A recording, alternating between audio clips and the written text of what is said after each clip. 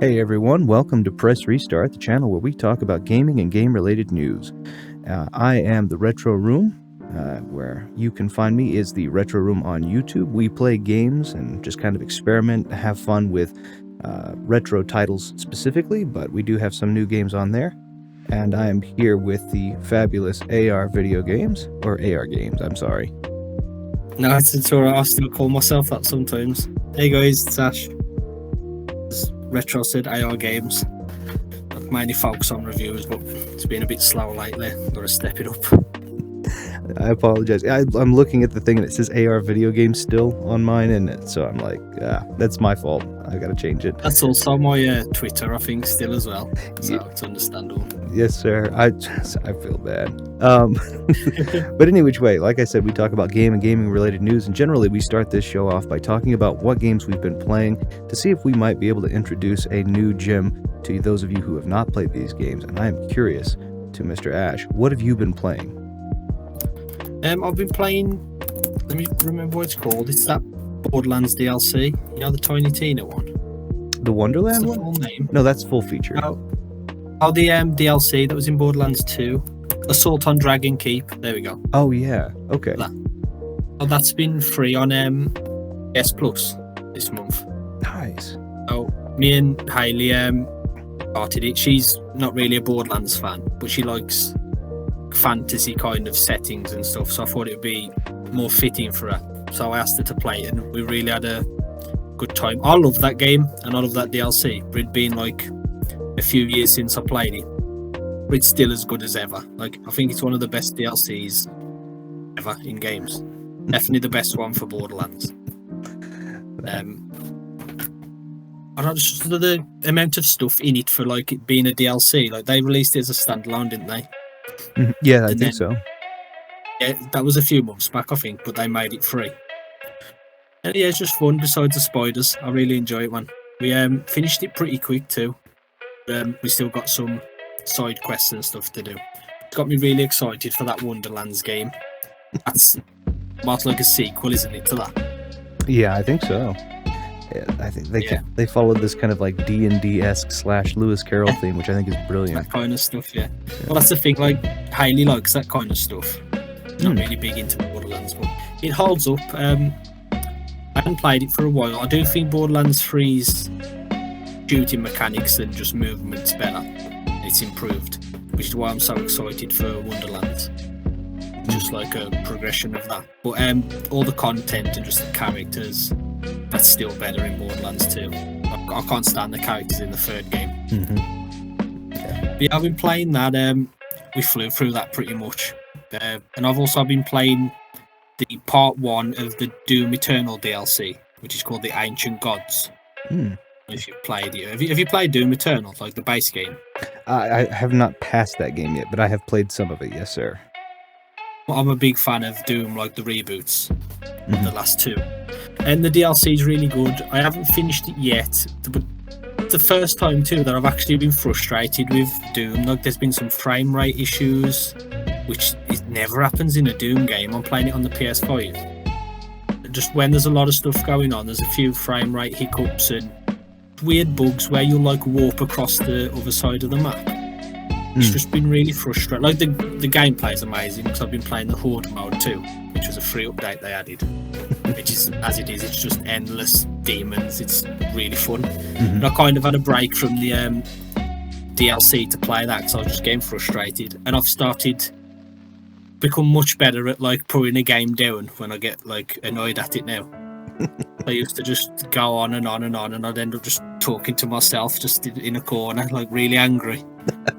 Now I like calm down, take a breath, I put it down, I play something else. But it is really fun. It's just the hitches and bugs that aren't usually there in their games, and I found it odd that I didn't know if it was rushed or something like that.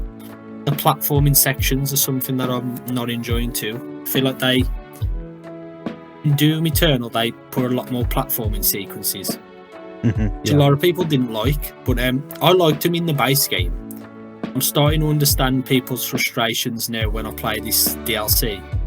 Just, I feel like it slows the game down I think that's the point. It's to like pace it a bit better and slow it down from all these just constant arenas where you're just killing everything. But I like that stuff, and that's what Doom is to me. I don't need these like breaks of like turning into a platformer, because it's not a platformer. Yes. But I know I sound like harsh on it. I am liking it in terms of the gameplay. I think those games, like the shooting mechanics and just the movement, are better than anything in that genre. I think they're like unrivaled. But yeah, there's a few frustrations, so I've been putting it down. But that's all I've really been playing. Two very different shooters. So I'm waiting for Horizon 2 and Elden Ring. I've just been waiting for those games to come out. I haven't known what to play. I've been waiting for those. Yeah, well, I've played. And you made mention of the platforming sections. If I can opine on that for just a minute, I agree with you that Doom to me, the reboots. Of course, I'm a big fan. I've been playing Doom since the original, but the reboot to me had this like fluidity that was kind of, the Bulletstorm had this same kind of fluid feel. But yeah, Doom's does kind of get broken up. I agree with that, with those platform sections. I just don't feel like it was needed. It's just, it doesn't fit the game. But it's funny, it didn't really bother me in the base campaign, but it's really irritating me in this new one. I feel like it's every other section of this platforming part, even in the Horde mode. The Horde mode is literally what, as it says, you just kill demons, but they have these tiny sections where you have to do these platforming sequences that just, they're not boring. Like, platforming is my favourite genre, just not in a first-person shooter. Like, it's weird. Yeah, I agree with that. It is a fun game. It's just got some issues that I've never really seen in a Doom game, so it's a bit, footing, but it's fun. No, I can definitely, I definitely can agree with you on that. I just, there's a flow, and there's a flow when it comes to platformers, and there's a flow when it comes to first-person shooters, and that flow is not the same thing. You can't just interchange them. You can't jump from Call of Duty to Prince of Persia, and that'd be okay. So, for me, I haven't spread myself super thin though. Our last episode, of course, we talked, which has been some time back. I was playing Resident Evil 8. And my wife's a big fan. She doesn't like the scary games. She loves to watch the scary games. She doesn't like to play them. They startle her, and so she likes to watch me play them. And of course, I adore the horror games because I'm a crotchety and jaded person, but I don't see a lot of it as scary. I'm just like, it is what it is. So we played and passed Resident Evil 8 again. Still love it. Still think it's great. Going through the second playthrough or third full, I guess this would be the third full playthrough. Second or third full playthrough, but we still love it, still adore it. But after we passed that, we kind of had the urge to continue down the line of horror games, and of course, we were going to go back and say, okay, well, let's play 2, let's play 3, the remakes again, let's play 7 again. But we wanted to kind of mix things up, so I went to playing The Evil Within instead, which I've not played in a long time. I'd forgotten how good that game is, or how much I enjoy the way that they try to frame that game up. It's really cool style. Definitely. It kind of, so I don't know if you've ever played Deadly Premonition. Yeah. It's got that kind of camera filter that's just always a little uncomfortable, a little off-putting. Yeah. Graphics obviously are quite a bit better, but and then it's got this genuinely unsettling music that's constant. I mean, they do really well to set the scene, and kind of like Amnesia almost. In that intro sequence, they have these parts that just make you feel utterly helpless, which I think is brilliant. So we've gone to playing that. But of course, when I'm not playing that, I have gone back to playing, and now it's 12 years old, if you can believe it, or almost, Castlevania Lords of Shadow. Oh, nice. So I'm going to go back through the trilogy on that. A lot of people didn't like those games because they didn't, quote unquote, stay true to the original Castlevania formula. Me personally, I'm excited. I've played through it and passed all 3 of them. Back in their day, I passed I remember getting Castlevania Lords of Shadow 2 and passing it right off the bat, and being upset that I was seeing everybody was giving it between 4s and 7s, and a lot more on the 4 sides than on the 7 side. And me personally, I would put it more on the 6-7 side. A lot of people really thought, oh, it's a below average game. There's this stealth section, for anyone who doesn't know, where you're having to hide from Pan's brother Agrios, but the game actually gives you an exploit, and I don't think people used it, but I didn't. I passed it in I had a guy call me up. It was 2014 or something like that, and he calls me up and he says, "Yeah, I finally got past that stealth section. It took me 4 hours, and this and that and the other." And I said, "Oh, okay. I haven't gotten to it just yet. I'm going to give it a shot." So I gave it a shot. I got there later that night, and I think it took me 8 minutes. I got past it in 8 minutes, and I sent him a text and said, I passed it. Took me about 8 minutes. We'll call it 10 for good. And he was like, "That's ridiculous." And so I went back and did it again, and it was like, no, they give you an exploit. People didn't want to use this, but they get. So for me, it's a 6 or a 7 in my mind, instead of a 4. And I highly recommend anybody who likes the kind of dark, gothic, but somewhat campy horror that they give it a shot and use what the game gives you. It doesn't spell it out on the when you're in the puzzle in the maze. It doesn't really spell it out for you. It kind of says, "Oh, throw these knives at this bell," and that's definitely a part of it. But use all the other stuff you've gotten up to that point, and it won't take you but a few minutes. It's really not that bad. So I've played the first one, Lords of Shadow. And I really liked it. I love the direction they went. I haven't played enough of the second one to really have an opinion on it, but I've heard that a lot of people just don't like it, but I'd never know the real reasons why. I really looked into it, but I thought the first one was really doing a bit different for that game and the franchise. I feel like they took it in a good direction, and I feel like nowadays a lot of people want this third person Castlevania. I'm always hearing that. People want one, and I always feel like we already had them, Lords of Shadow. But I think that's Bloodborne's fault. Everyone just wants Castlevania like Bloodborne, because it literally is. I think that would be. I mean, the thing that I liked about Lords of Shadow is, to me, a lot of people were complaining that it wasn't original, which I agree, it's not. But really, there aren't very many games that are uber original these days. I think most of them fall into the indie game, But I think they tried to marry games that they thought would be fun. So in the first Castlevania, there's a lot of God of War elements. There are a lot of Shadow of the Colossus elements. To me, I thought, okay, hey, these take some of the games that I really enjoy and marry them together, and then they add the story of Castlevania. And yes, it's kind of a reboot / retcon / spin-off, whatever one of those three you'd like to moniker it as. I thought it was cool. And then, of course, they did the 1.5, which was Mirror of Fate, and that kind of goes almost back to this. It's basically 2.5D, so it kind of goes back to its roots, which I thought was pretty decent.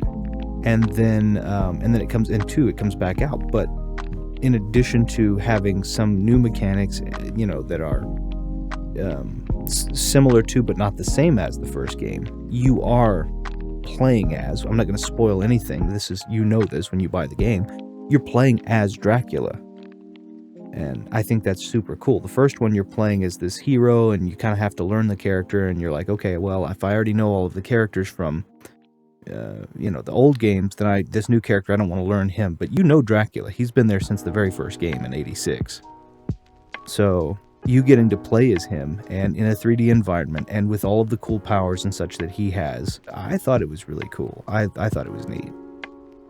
So, is that game on Xbox, backwards compatibility? Oh yeah, yes it is. Oh, nice. I was wondering where I'd be able to play it, nowadays, without getting the old hardware. I haven't got an Xbox, but I'm planning on getting one. Looking at all those backwards compatible games, so that'll be a fun one to check out again. Oh yeah. No, those not only are those 3 backwards compatible, I believe that some of them or all of them are on Game Pass, and I know that they gave the digital versions of all 3 of those. I believe all 3 of those out for free with Xbox with Gold. And of course, that's one of the things I do like about Microsoft and the Xbox is if they give you an Xbox or Xbox 360 game with games with Gold, even if your Gold membership expires, you get to keep those. Yeah, that's cool. So, you don't get to keep the Xbox One / Xbox, new Xbox Series X games, but you get to keep the backwards compatible ones, and that's actually pretty cool. So, heard Time Splitters Future Perfect was like £2 the other day on Xbox. It's insane. I almost went to buy an Xbox just for that game. It's very tempting. Oh, they do. Their sales. Their sales are so. It's insane. Yeah, how good some of the deals are, and we talked about it in the last episode. For anybody who, I'll put a card around here or so up in the top right-hand corner, where you can, if you haven't heard the previous episode, you can click here, go back and listen to that, and then come back to this. But I honestly, Xbox right now, be it business practice or be it genuinely trying to do what they said, they've been making deals like crazy. So yeah. Very, very happy about that.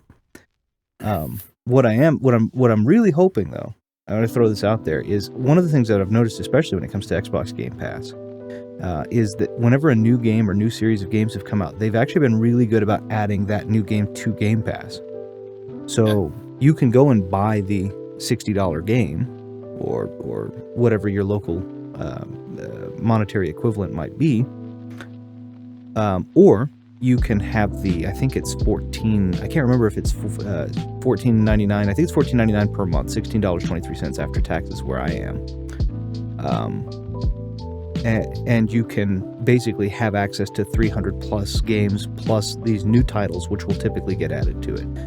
What I'm really hoping will happen, I guess it'll bridge us into this new one, is EA has announced that they're going to be doing 3 new Star Wars games, and they have partnered with Microsoft on their Game Pass. EA Play is now a part of that. I hope to see those in the launch of the Xbox Gold Ultimate the minute they come out. I mean, I want to hear more news on them, and then I want to play them day one, and I don't want to have to spend $60 to do it. Yeah. But just to kind of go off of the point here, EA had announced 3 Star Wars games that are in the work. They are all currently being made by Respawn, developed by. And they stated that, and I don't know how you say the name, Stig Asmussen, is that how you say the name? I'm not sure, but maybe. Stig Asmussen, I think. But anyway, they are on the work. The team, and I believe the director that worked on Jedi Fallen Order, will be working on the next Star Wars Jedi game, which I don't know. I'm curious, just before I go any farther with that, do you think that it's going to be just a straight bridge Fallen Order 2, or do you expect, there's been some theory in the more Star Wars centric that they will threads that they will kind of give some closure there, but then that they will put you in control of another character? I kind of hope they keep playing as the same guy. What was his name now? Was it Cal? Cal Kestis, yeah. I'd like to carry on his story, and I think that game's so good, Jedi Fallen Order. I think it mixes, now it's done to death, but the souls, everyone always references souls, but it does have a lot of souls elements, like when you die and you have to get your stuff back, and praying at those things saves your progress. And I feel like it has a lot of mixtures of just been a bit of Uncharted with some of the set piece action heavy parts too, when you're on that train and stuff. I feel like it mixed a lot of games up really well into one. It might be my favourite Star Wars game ever, to be honest. I know that's crazy to some people, but I think that game's amazing. And like you said, Stig, who directed the first game, I'm really glad that he's back to working on the sequel too. Also directed God of War 3. Oh, he's really good at that action kind of, just that third person action kind of stuff. So I'm glad they've kept him on board. But I would like to see continue with Cal. I've also heard these rumours that it's going to be a different character. But yeah, I would prefer to see continue his story at least for one more game. Who knows how many that they might do a trilogy, everything's trilogies nowadays. So I think there were two things that I was saying when I was in this conversation with someone who also had thought that they may go through different characters. I agree that I would like to see Cal. I'd like to see his story continue. But at the same time, I would love to see, me personally, I would love to see if he brings a friend or friends on board, I would love to see them kind of do the Devil May Cry thing, where Cal different characters. Yeah, where you know, Devil May Cry is kind of historically, there 20 episodes, they break it up, and then you had, for example, Devil May Cry 4 and 5 were really big on that. You know, for the first half you play as Nero, and then the last half you play as Dante. Very cool. For 5 you have, you know, missions you play as Dante, missions you play as V, and missions you play as Nero. And then, of course, you have Virgil's story separate. I would love to see them do that. And then maybe as the Virgil story for Star Wars, you know, maybe we see what Darth Vader was up to. Or maybe we see what, you know... yeah, that would be cool. Yeah, you know, maybe this is... Because we don't know, at least I don't quite know. You know, how exactly that falls in time with the Grand Inquisitor, and all of that. So I'd love to see that. You know, maybe he picks up a partner who's a just, you know, fast talking gunslinger who's anti-imperial. Oh, that'd be sick. You know, Cad Bane-esque. Yeah, I only just found out about that character, man. He's so sick. I want a game focused on him. He's one of my favorite characters. He's all in the Clone Wars. He's in the Bad Batch. I had no idea. I'd just seen a picture of him the other day, and I was like, "Who's this guy?" I want a game now. You gotta hear it. Like he's. I don't want to get too off into the weeds here. Obviously, Book of Boba Fett finale has come out just recently, and it's been amazing. And I don't want to offer any sort of spoilers to that. So what I'm going to be opining on is just going to be the stuff prior to anything there, but like it just the way he always has been in this. He's the fastest gun out there, like fastest gun in the West kind of character.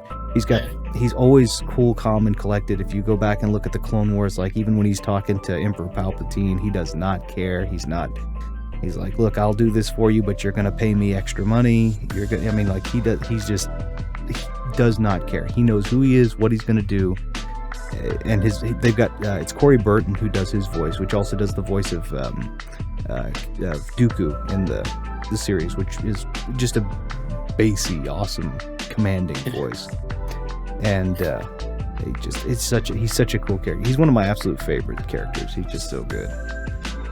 He's cool. But that brings us perfectly into the next one, because of those 3 games, the second game is supposed to be a new FPS game, which is going to be led by Peter Hirschman.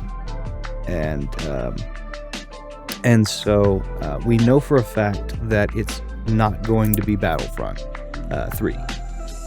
It looks like that there had been some dissonance, and I'm not sure how deep that runs, but it looks like that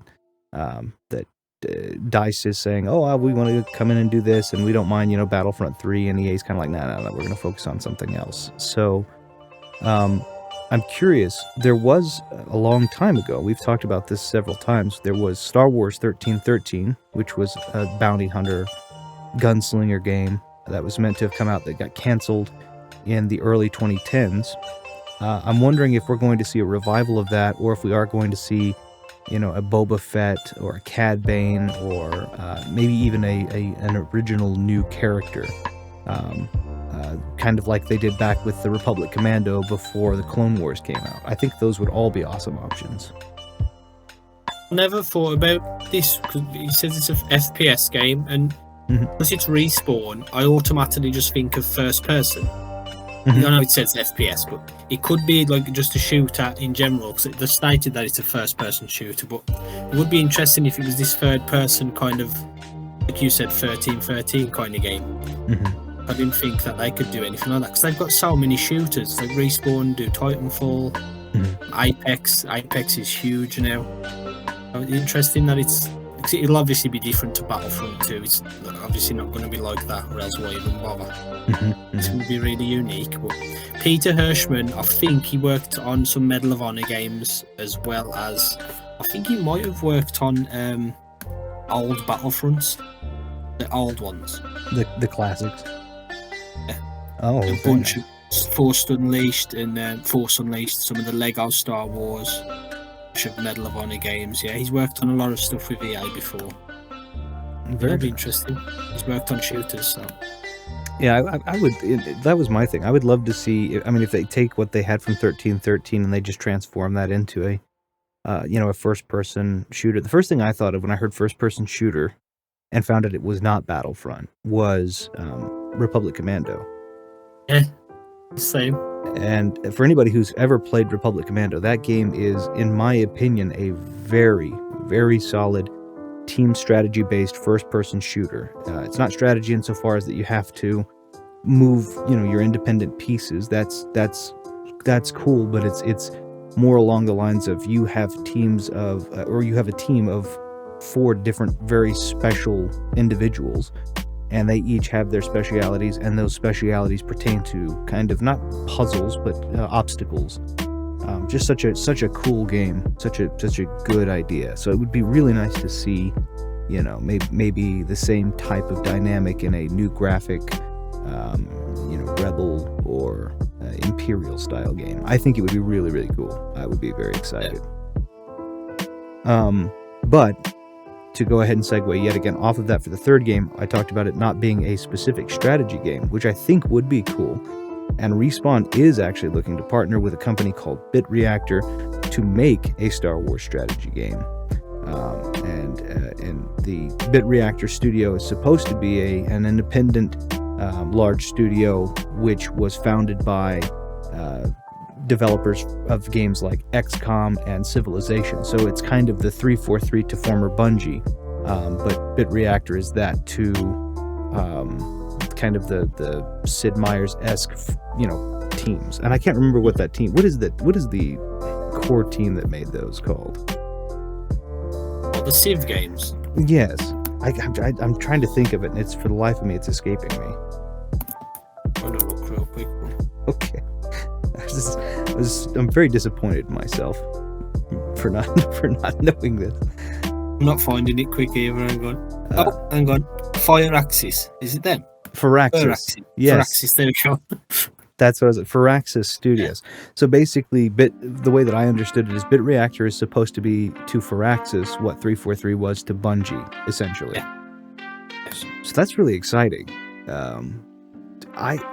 I'm curious to see what they'll do with it. Strategy games, I think, are becoming, I don't know if they're becoming more popular, but they're becoming more available, and it seems like that they kind of hit this upward slope for me back with the Mario crossover with Raving Rabbids.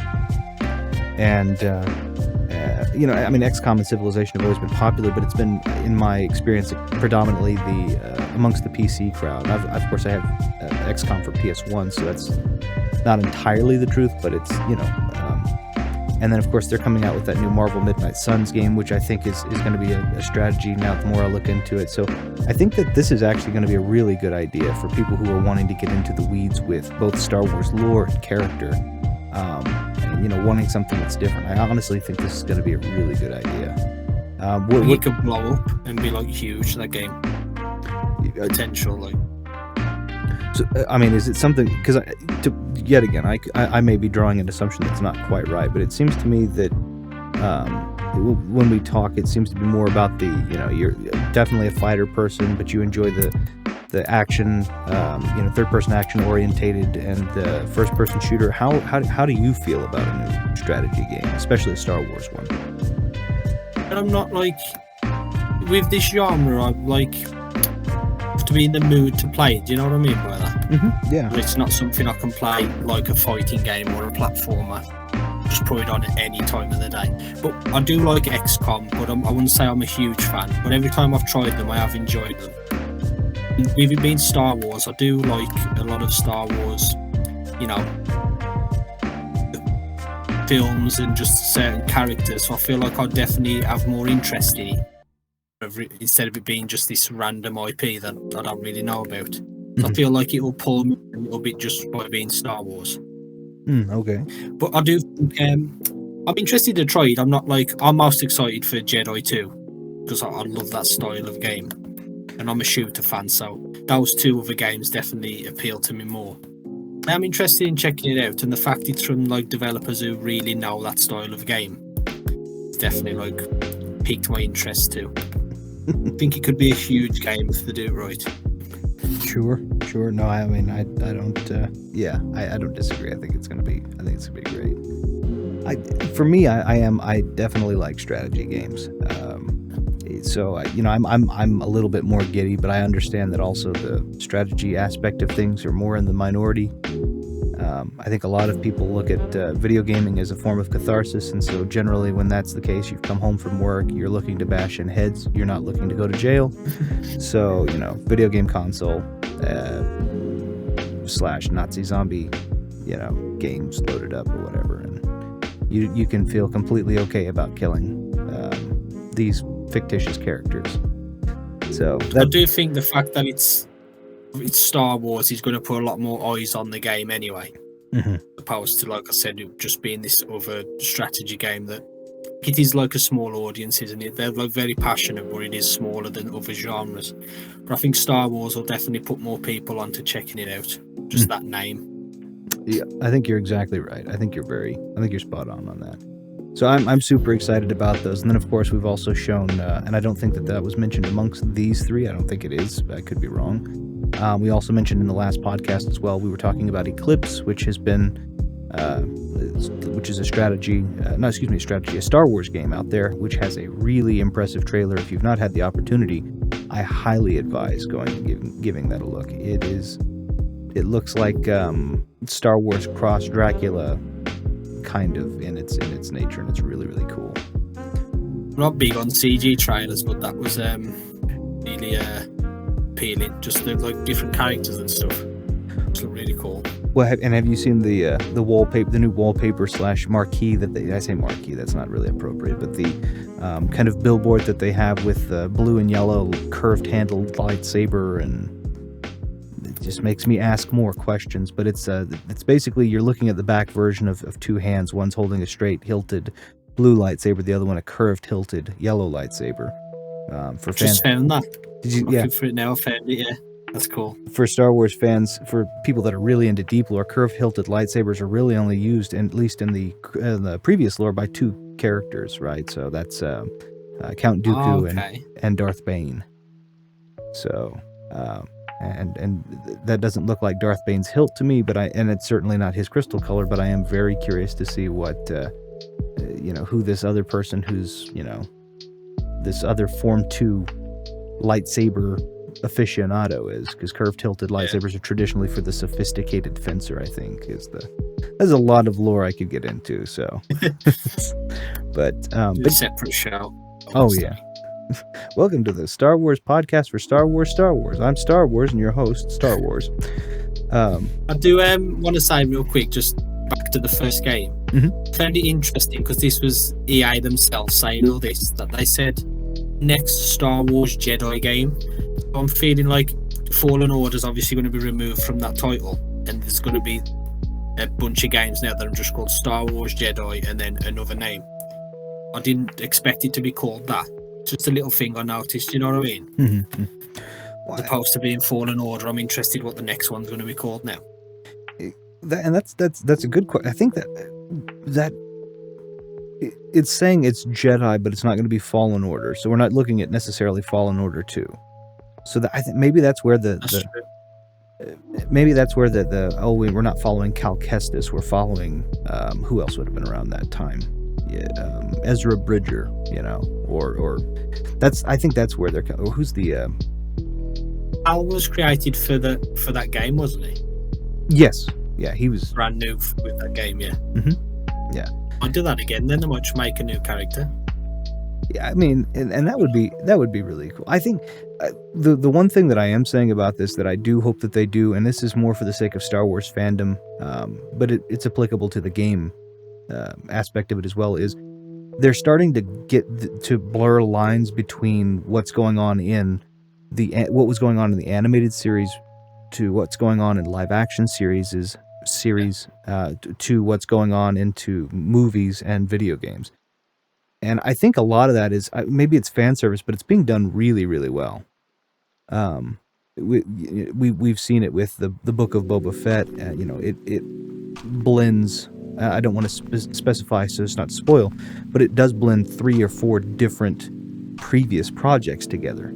And I think it would be really, really cool if I have a game where I'm playing as, I said Ezra Bridger. I can't think of his Jedi Master at the name of it right now. It's is eluding me, but it'd be really cool to see, for example, maybe a Ezra Bridger from the Rebels series come in. Maybe we meet with Cal Kestis and we play, part of it is one, part of it is the other, and then, maybe we do meet with these other characters that were alive in that. Maybe we do cross paths with old Obi-Wan or something. I never thought about them like having different characters for different portions of the game that could work on that. That never crossed my mind. Literally, it was just me thinking of it with Devil May Cry. I think that would be such a cool way to do it, but could work.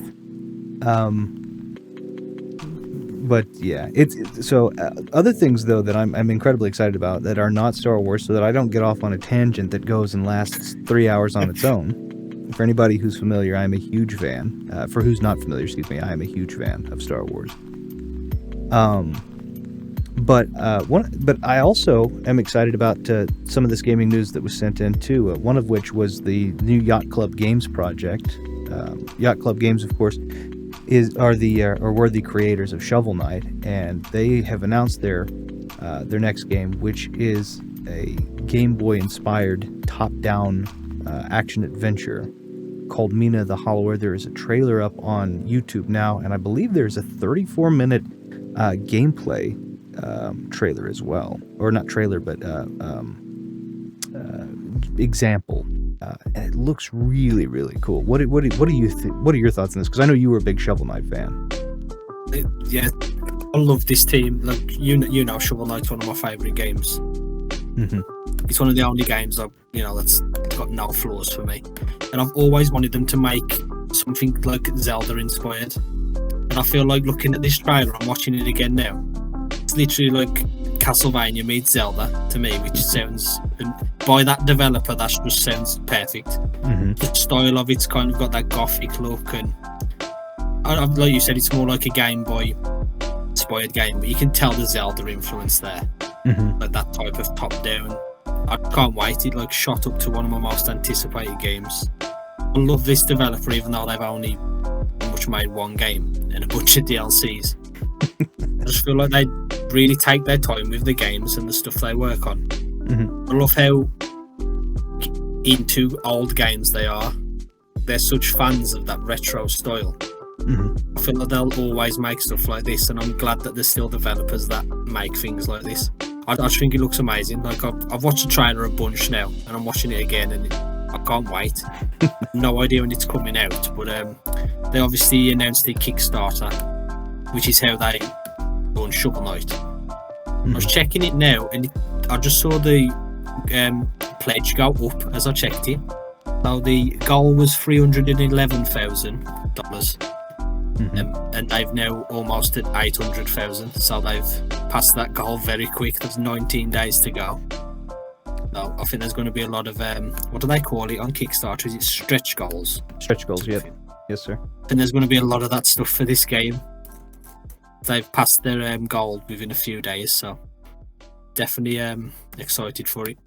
Just the style of it and the fact that it's, like I said, it's literally to me like Castlevania meets Zelda. Like I always wanted a Castlevania game like that, top-down style. Mm-hmm. It's literally that, so I can't wait. It's going to be a lot like the Bloodstained Ritual of the Night Kickstarter. I remember when that came out, and just they hit the goal so quickly, that stretch goal after stretch goal, and of course they hit all the stretch goals too. It was so cool when that. I'm a big fan of the Bloodstained game. I really want to see that same kind of TLC go into the quality of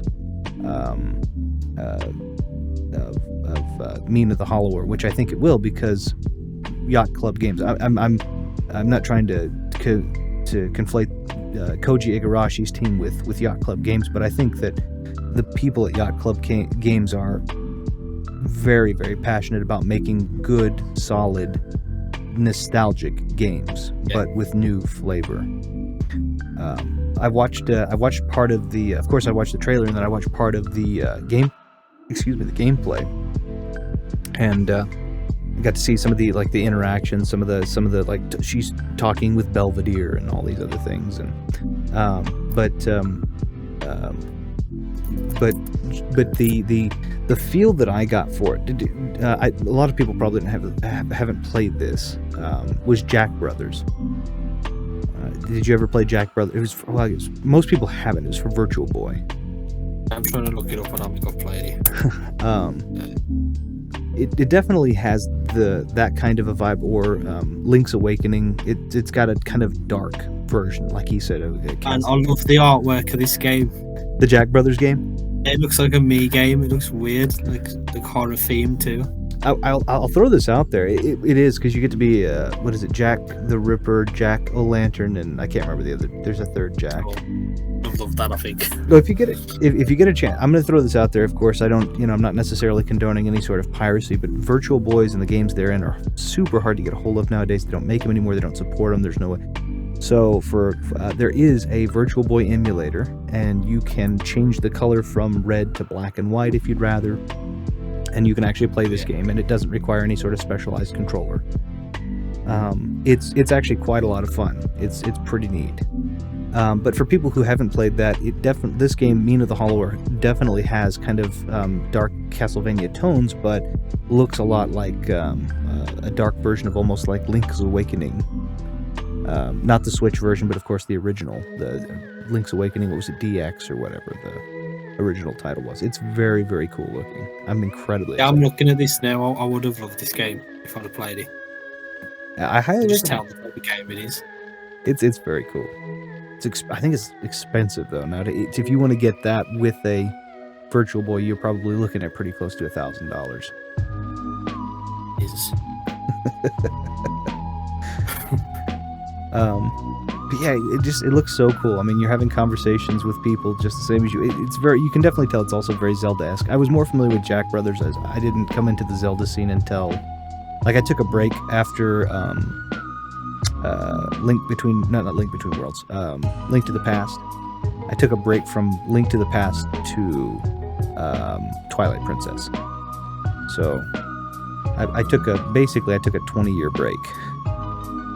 So that's why Jack Brothers comes to mind before Link's Awakening. But Link's Awakening does. This reminds me a lot of that. I think it's going to be good. They've flew past their goal. I can't believe how much they've made already. Yeah, I'm excited. I want to see the stretch goals. I want to see what they come up with. Take a look what's there right now, because I'm on the page. I'm trying to find them. Just stuff you can get. Of course, I hope they do. I think they do a. I can't remember the name of the composer of Yacht Club games right now. But his music is so good. I think it would be very simple for their first stretch goal just to be a soundtrack, and I would be very happy with that. Yeah, you can. As soon as that trailer comes on, you can tell it's that Shovel Knight, those devs, just the style of the music too. Oh yeah, they've definitely got a specific formula. Can't wait, man. I'm a huge fan of those guys. I published Cyber Shadow too, didn't they? So they've been doing a lot of publishing too that I think they're going to continue on. Even the games they don't make, they've kind of bringing over and publishing these retro style games too. So they're going known for just all this really good retro stuff. Oh, it was okay. It was Jake Kaufman I was thinking of, but that's not the. He does a lot of the way forward stuff. Any which way. I'm very excited about this. I think this is going to be amazing.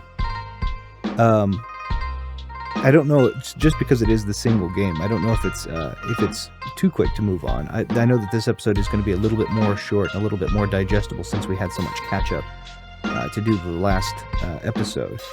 And so we want to make sure that we're not just covering so many topics, we're covering the topics we're covering a little bit more in depth as we do. But on the topic of these kind of Shovel Knight and these kind of digestible games, we also had a lot of additional information given at this new Nintendo Direct for games that would be kind of that are on the horizon. Some of which, of course, launched the same day. In our previous episodes, we talked very in depth about things that were going on with PlayStation and Microsoft. We talked about the gigantic acquisition slash merger that Xbox / Microsoft had done with Activision Blizzard, and I don't think we really pulled it. Let me see here, make sure I'm not wrong. Maybe, but the announcement, it seems that it's become kind of this war. It's going to become this kind of war of attrition in PlayStation, Sony acquiring or working with incredibly closely Bungie. That's weird to me. That's very weird to me. How I want to get your take first. So how do you feel? It's weird just how associated they were with Xbox and Microsoft over the years. I keep saying it reminds me of if, let's say, Naughty Dog went away from Sony, did their few things on their own, and then Xbox bought them. Like, that's the equivalent to me of how crazy it is, how close they are to that company. Just so strange. Who did they buy them for again? It was three, wasn't it? 3 billion or 3.6 billion. Almost 4, yeah. Jesus. And I've heard that over $1 billion of that is going to be focused on keeping some of the employees when they're done with Bungie. Not even sure of the specifics, but that's been in the news that they want to keep the talent. So they're spending a lot on, once some of these people are done with whatever they need to do at Bungie, PlayStation want to keep, or Sony want to keep them at PlayStation, whether it's at another team or, so they're investing that much in just keeping the talent there instead of them going away. It's insane. And they've also said, I've seen Bungie say that Destiny 2 will remain multi-platform. They also claim that all future IP will also be multi-platform, which I don't know if I believe that last part. I think Destiny 2 will be multi-platform, but I've heard this before. Like, didn't Phil Spencer say all of Bethesda's games are going to be multi-platform, and then some of them suddenly aren't going to be? So I feel like they changed a lot of things with these deals, but it's been really weird the way Bungie worded some stuff. Like, still class themselves as this independent team and stuff, and it's just really odd wording that they've used. I think it's less. Everyone's complaining, all the fanboys are like, what's the point if it's not going to be exclusives? Because that's all they argue about, isn't it? And I think it's less about exclusivity or exclusivity as we know it, and it's more about value to these subscription services, is what I think a lot of these big purchases are going to be. I think it's going to be less like, let's say Xbox buy another studio, just for example, let's say they buy Sega, they announce that it's all multi-platform still, or Sonic's still available on PlayStation. I think it's going to be more that they're going to get games day one on Game Pass. Do you know what I mean? So you can't really complain then. Like, all these stuff, I guarantee Destiny 2's, or just Destiny in general, their future content will be day one on Sony's new service. And I think it's more of a, like, less of an exclusivity battle and more about these, just how to make more value for each service that they're providing. And one of them's going to be day one, while the other one has to wait or has to pay full price. I think it's going to be more of that focus, which is happening on Game Pass now. But I think Sony are going to do that as well. Kind of how they had done with Deathloop, but with these Bungie-specific titles. Yeah, I also think Sony are going to just keep doing that third-party timed exclusive stuff. I think they're also going to use Bungie for a lot of support for other teams. I keep thinking, because I'm a Resistance fan, how cool it would be to have Bungie help Insomniac on a new Resistance game. Help them on the multiplayer. I think that would be incredible. I think someone needs to be at least recommending that at Sony, because that would be insane. I do think it's more of, they want Bungie's help with, they've literally said this, they want their help with live service things and all that kind of stuff. Because Destiny, I feel like it's one of the only live service games that's lasted. You had Anthem, Division, all like kind of died, didn't they? But Destiny's the one that's stayed, and I think it's just got like 1 million pre-orders on their latest expansion, so that game's still huge. I didn't realize. I think it's more about stuff like that to me, and less about you're gonna have Destiny 3 and it's only gonna be on PlayStation. It's gonna be more like it's day one on that Spartacus. I think it's just gonna be that service kind of shit. It's such a stupid name, by the way. They need to change that name. Project Spartacus. They're going, but that's the thing. They're going to battle. This is the gladiatorial arena, and these companies are getting picked off left and right. So I thought it was. I mean, I agree with you. I think that the name should change, but I kind of love the way that I envisioned it. I envisioned these just behemoths going into gladiatorial combat and just taking out everything that isn't each other. And Nintendo sits there up in the throne with his thumb waiting to go up or down. You've seen that meme or the picture? It's like two girls fighting and it says Sony and Bungie above each of them. And then there's one guy at the back watching, laughing, and it's got Nintendo over him. It's really funny. I haven't seen watching, that. Laughing away. I love that. Yeah, I would love to see the same kind of support. This is a question I have. This is something that came to mind first, like when I very first saw it. First I thought it was a joke, and then after I realized it wasn't a joke, and I wasn't unhappy about it. It was just, I thought that someone was making a joke because of the large acquisition Microsoft had made, and I thought, oh, they're saying, okay, he's coming after a company that is very near and dear to Microsoft's beginnings. And then I realized, oh no, this is a real thing, and I thought that was really awesome. But do you think that we will see any sort of, for the sake of, or within legal bounds, any sort of parody or an eye wink to Bungie's original, IP, or not necessarily the original IP? I guess that goes all the way back to Marathon, but Halo, like, are we going to be seeing, Killzone 5 with Halo-esque components? Or are we going to be seeing potentially, a non-Halo but very close to Halo PlayStation title to rival Halo Infinite?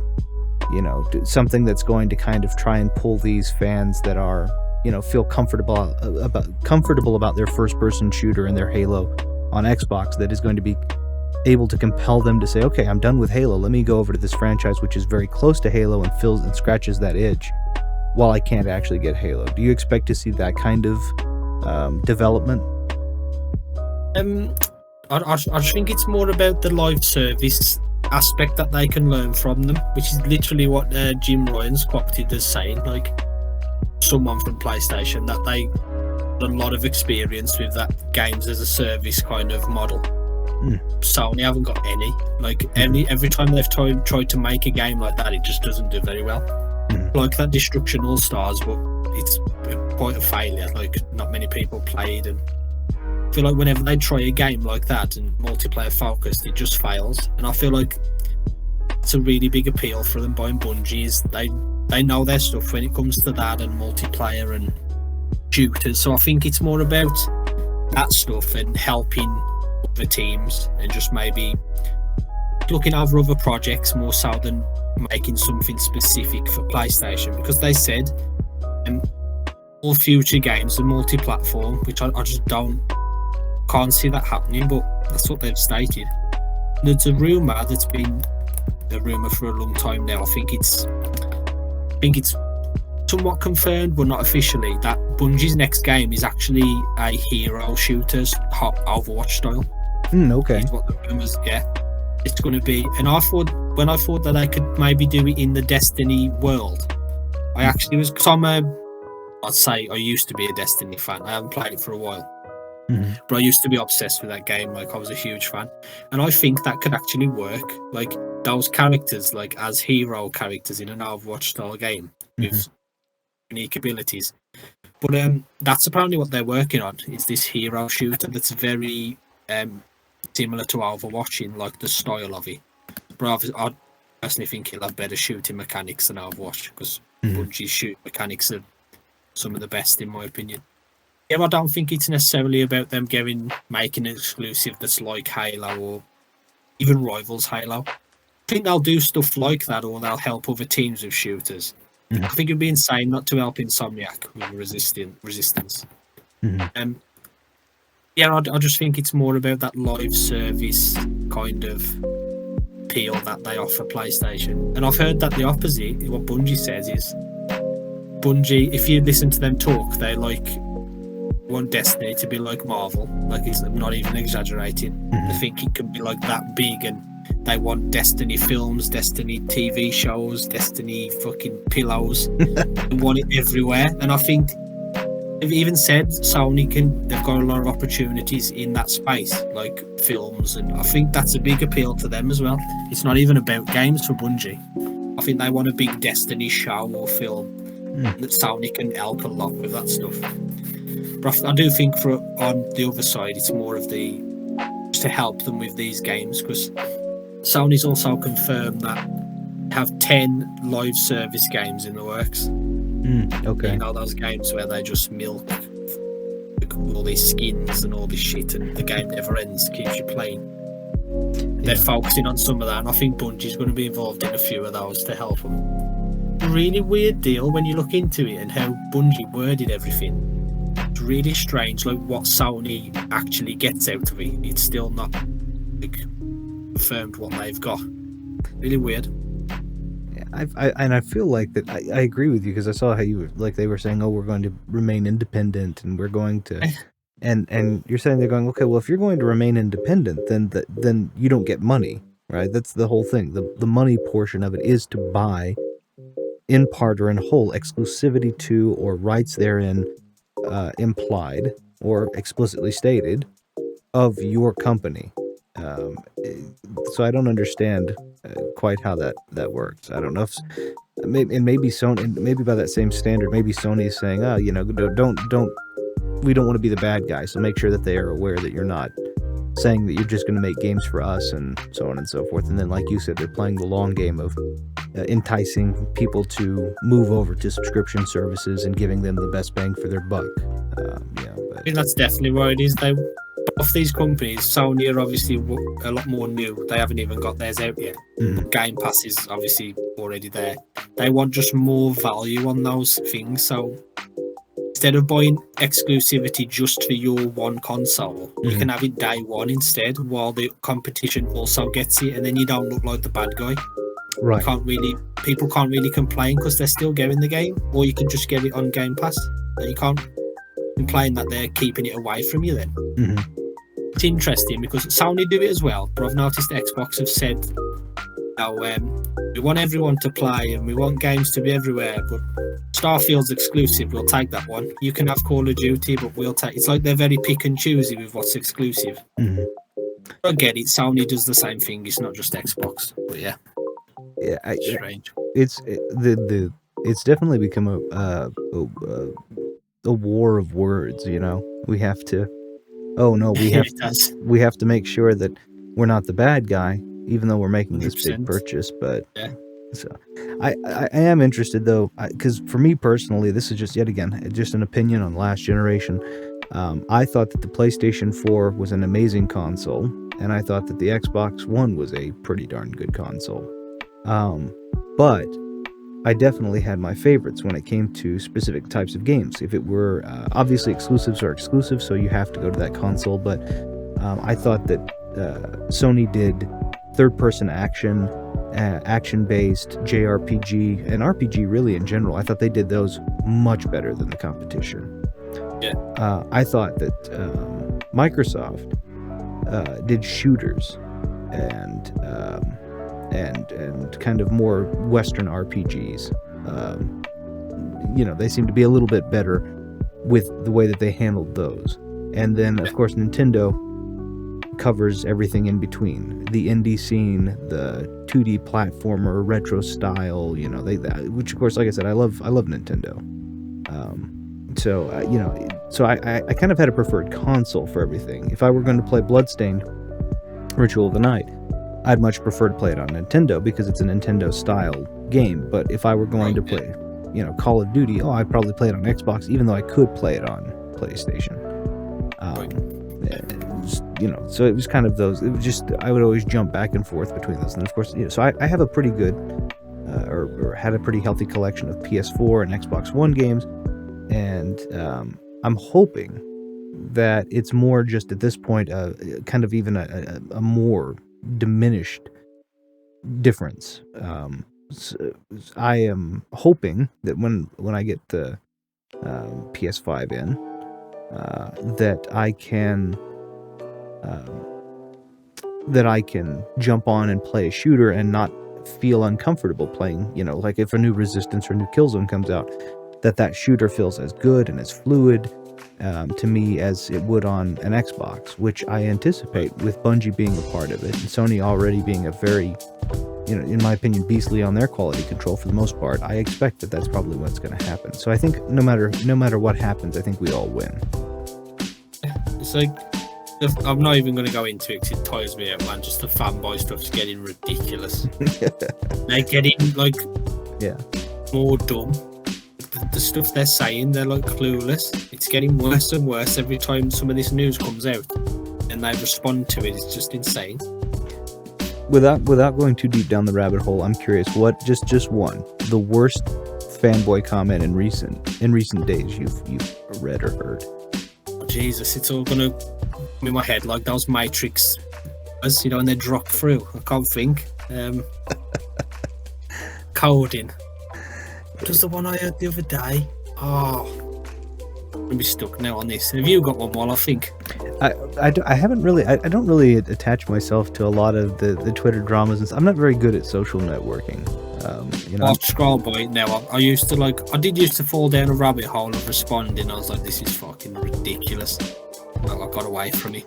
The only time I've been fortunate insofar as that the community that I've been involved in and gotten involved in are typically very courteous and very polite people, but generally I won't respond. Like you, and this is the thing we talked about in brevity. The last episode we did is you and I may have a difference of opinion, but we respect the fact that we don't need to have the same opinion. Having the same opinion doesn't really, in my opinion, serve a big purpose. And you say, I disagree. But the internet disagrees with the fact that you can disagree. So the only time I'll typically respond, and I always try to be courteous, because I don't really, emotionally, I don't really care. I don't get angry very easily, and I come from a place where you have to have pretty thick skin anyway, so people are going to say things and you just have to kind of be able to brush it off and say, okay, well, that was nothing. That was, something happened, the wind was unpleasant for a moment, and then we moved on. But if somebody comes at me for having an opinion that is different than theirs, and I won't talk politics or religion on there, but just games, usually I'll try to have a well-worded and concise counterpoint to, hey, you think what you think, I think what I think. You're not wrong for thinking what you think, but I'm also not wrong for thinking what I think. And just that's usually the only time I'll respond, and that's usually about how I'll respond. Ridiculous. Yeah, we talked about that with the Cyberpunk. Like, everybody was giving it a bunch of trouble. My first experience was on the Series X with it, so I didn't have the same trouble and glitches that everyone else had, so I actually got to enjoy the game. A lot of people didn't. I wasn't upset at people who weren't enjoying the game. I was upset a little bit, not for myself, but at the people that were kind of really bashing independent people from the company, even after they were offering refunds and everything. That's a little bit, I was a little bit more like, hey, these guys are offering refunds and they're taking care of business and they're doing what they have to do, and let's not just go out and threaten their families and such. It's insane. Yeah. It's like, I don't know how their brains function, or they don't function correctly. It's crazy. Oh, there were I did see that. I mean, there were comments of, I hope you die and burn and rot for an eternity, and I'm sitting there going, because they made a game that cost you $60 that you're going to get back, you think that they deserve it? Like, you can't. Like, you guys are talking about punishments far in excess of the crime. This reminds me of Last of Us 2. Mm-hmm. Laura Bailey played Abby, Mhm. just Laura Bailey. She got death threats and that people were threatening to kill her kid and all this stuff for playing a character. That's it. She just played Abby. They didn't like. Yeah. So I don't like Abby. Me neither. So I don't like Abby, and then my reaction is, yeah, I don't like the character. Move on.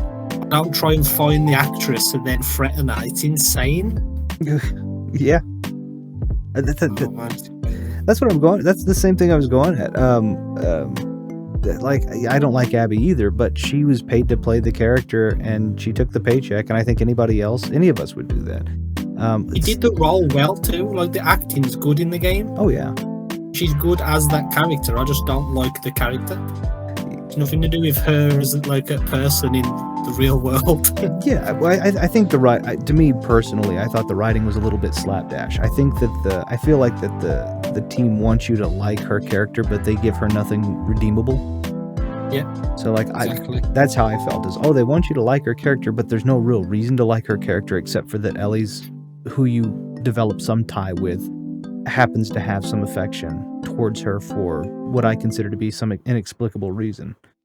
But like, I don't hate. Same thing happened to yet again going to Star Wars, but not going too far into it. Kelly Marie Tran, who played Rose Tico in. Yeah, I remember that. Like, I'm not the greatest. Her character is not the worst character ever, but it's not the best. She's not the best character ever. But the actress did what she was supposed to do, and the writing, in my opinion, wasn't very good. But like, what do? You say, okay, I didn't care very much for that part of the movie. I didn't care very much for that character, and you move on. Like, I didn't feel the need to go when I got back from the theater. I didn't feel the need to go and tweet out at Kelly Marie Tran and say, hey, your character sucks. I hope everything that you do in the future fails. Like, I was just like, I didn't care for that character. You know, she'll probably be in another movie at some point in time and play a character that I really like. I look forward to seeing what happened. This just wasn't that time. Big whoop. So yeah, those fanboy moments though. The Cyberpunk one always is the one that comes to mind, just because. And granted, that's a year and a half ago now, but I saw some of those developers. I follow some of those developers, and seeing some of them, like you said, receiving family and death threats, and literally things saying, hey, if there's anything after this mortal life, we hope that it's awful for you. I was just like, my goodness. So. Did you find the comment that you had wanted, or you just... One did come to mind that was insane. So I saw a guy post about Game Pass, and it wasn't illegal. There's some way you can basically get around getting Game Pass over and over again for like super cheap. And he posted about, this is how you do it. Okay. And a guy responded, tagging the FBI and tagging all these people, telling him to check on it. He was this Xbox fanboy. Oh. He tagged the FBI to look into the guy's post on Twitter. Why? It's insane. I was like, what's going on? I mean, I remember that one. That was crazy. Yeah. Sheesh. People, yeah. I mean, like, I like the idea of this is my opinion on that too, and I mentioned piracy earlier too. Obviously, I want to support developers. They're going to work and they're doing their thing, and that's them. I wouldn't want people stealing money from me either. I'm also not a multi-billion-dollar company, so just throwing that out there. And I also, whatever wares I'm offering you as I'm offering them to you are being offered live. I haven't already made my profit on them. I'm making my profit on it as that transaction occurs. So, it's not something, I'm not making it residual profit off of something that I already met my margins on 4 or 5 years ago.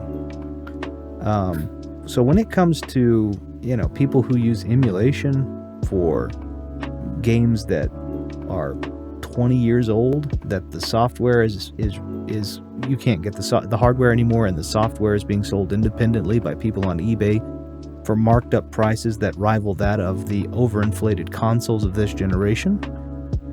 Yeah, I'm perfectly okay with emulating. That's just me. I don't want to pay.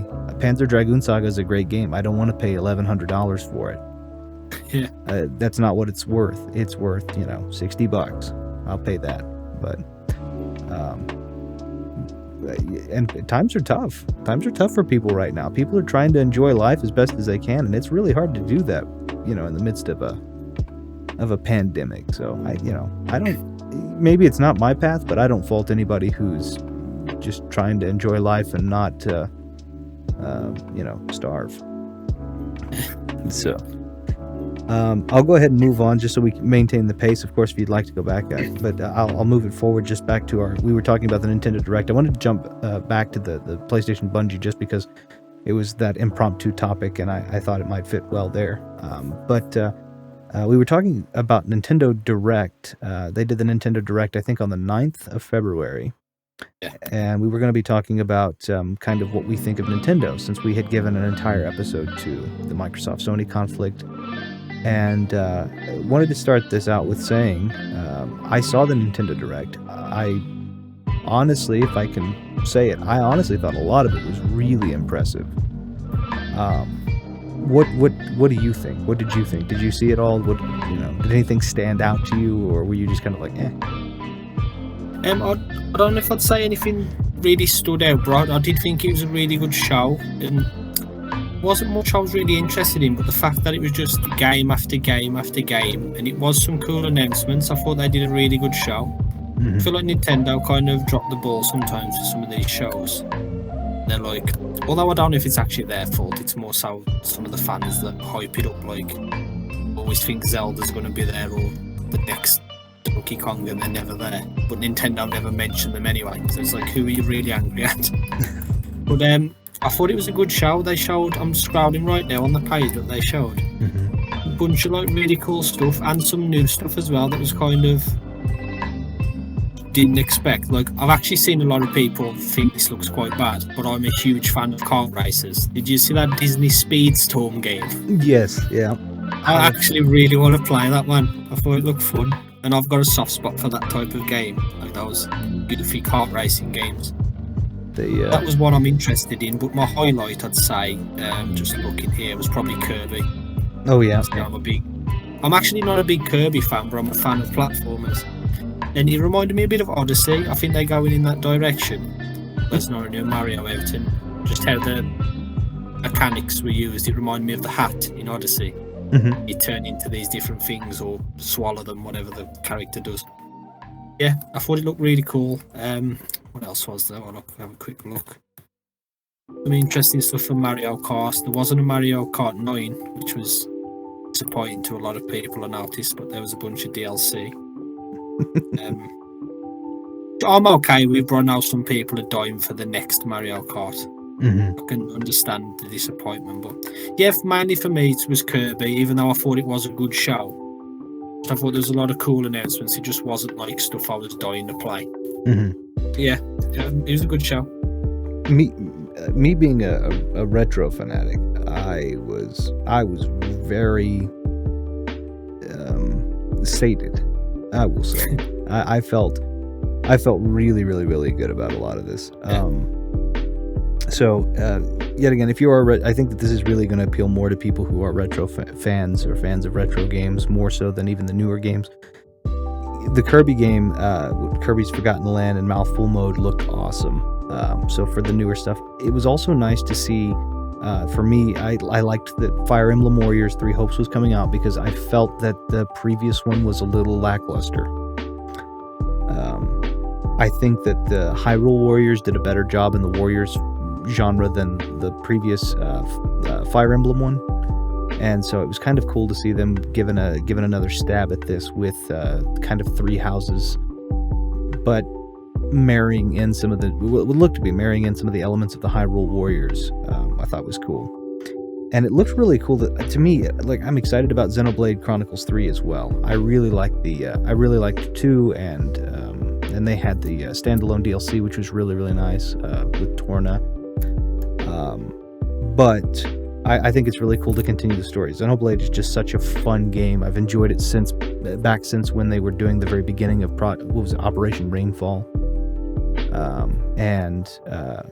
I remember when it was launching on Wii, and I picked up all 3 of the games from Operation Rainfall, which was that one, Pandora's Tower, and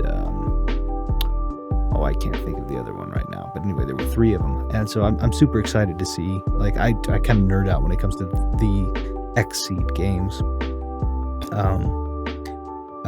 But for people who are retro fans, I'll step back the retro piece kind of bit for bit. Obviously, the Portal collection was really cool. It'd be really cool. It's going to be really cool to see that come to Switch. That's not a remarkably old game, but it's older. It was really nice to see Wii Sports is going to become Switch Sports, and you can just use the Joy-Con to do it. No, thumbstick really necessary. Just kind of the way you would have done it with the Wii Wand. I love Wii Sports, so that's super cool. Even to the point of where I have the Wii Sports Club for the Wii U.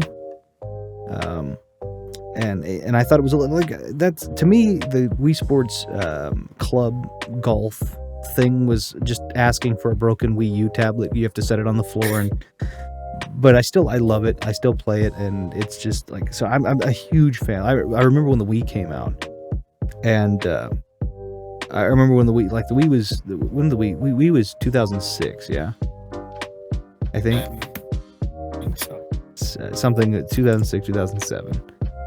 2006. Yeah, that's what I was thinking. And I mean, I remember I think we got one. I got one. I want to say I want to say we got one the following year. I want to say we got ours in 2007, and just played the ever-loving heck out of Wii Sports. Just like the pack-in title. But we play, and still, like, I got Resort right when it came out, played the heck out of that. So, like, I'm super excited about the Switch getting Wii Sports. And then now we go back a little bit farther in terms of it. They're also bringing Earthbound, and they were bringing Beginning, so Mother 3 and Mother 1 are coming, which I thought was really cool. They did that, last time that they did that was on the Wii U, and I think Mother 1 was $7.99, and I believe Mother 3 was $9.99. So they're bringing that, I believe they're bringing them as a collection, but I know you can at least have each of them, and it's part of your online, if you have the $5 a month or whatever it is. Not $5 a month. Yeah, $5 a month, something like that. You automatically get those, which I thought was super cool. They're bringing Live Alive, which is so pretty. It looks like Look cool, man. what is the Octopath Traveler? Yeah. I'm super excited about Live Alive. And then, of course, they're bringing the Advance War games over to Switch as well, which I love the Advance War games. I have the Game Boy Advance ones. And then I think the one, to me, that stole the show, just of all of those, was that they are bringing a new Mario Strikers game. I didn't play Charged very much. Not that I didn't like it, but the GameCube Mario Strikers, I'd have my brother come over to my house, and we played the heck out of that. Just all the time. He would go over to his buddy, he'd take his memory card, he'd play, and then I'd say, hey, come over to my house, we'd play. And then Charged came out. He played a lot more Charged than I did. I played, I think, once or twice. I invited him over and we played. The fact that they're having a new Strikers come out, and it seems to be in the vein of the original with the same kind of art style, and that's just such a cool thing. So I thought this Direct was pretty well. I mean, I felt that they knocked a lot of it out of the park with bringing a lot of the retros in, and then the new ones that they announced, I think really kind of filled a bunch of gaps. I felt, I'm not the kind of guy that's just, I'm excited about the Mario, Donkey Kong, Metroid, Zelda. I really like, Me. and there's nothing wrong with that, but there's so many. Like, I started out with when it comes to Nintendo, I didn't start out with Nintendo. I've gone on record as saying, and I still did. I started out with Pong and Atari. But my Nintendo days are definitely some of my most pleasant, and a lot of the stuff from the the early '90s, playing. Not only playing Mario, not only playing Zelda, but also playing, Chrono Trigger, which is one of the big ones, Secret of Mana. What's the other one I'm trying to... Legend of Gaia. It's really cool to see Live Alive. And then, of course, it's really cool to see Earthbound Beginning, because I have played Earthbound. I have Earthbound. I have not played Mother 1. So I think, it's just... There were so many things that I think that they did that really just appealed to my retro side. And then they say, oh yeah, we're also coming out with Xenoblade Chronicles 3. Oh, okay, that's fantastic. So I think I can say very safely, at least for me, that this Direct was one that did not disappoint me at all. Good. Pretty good. So that's, I hear you. So I think with us, it almost has been a near polar. I made you aware earlier that I'm soon to have a PlayStation 5, so I'll be able to balance my opinion out a little bit better. But I think up until that point, it's been you advocating PS5 because that's what you have, and me advocating Xbox Series X because that's what I have. And then we kind of just meet in the middle with, okay, well, I'll take your word, you'll take my word, or you may not take my word, but And then I think we've left Nintendo kind of by the wayside. So I want to know, what do you think of the Nintendo Switch? Like, do you even care to play on that, or is it just like, eh? So I used to love Nintendo, especially the N64 days and stuff. Like I've always been a fan of them. I've said before, especially Mario, like it's my favourite character of all time. For how much of a PlayStation fan I am, I just love that franchise. And I do like the Switch. My girlfriend has one, and I'll occasionally play it and stuff.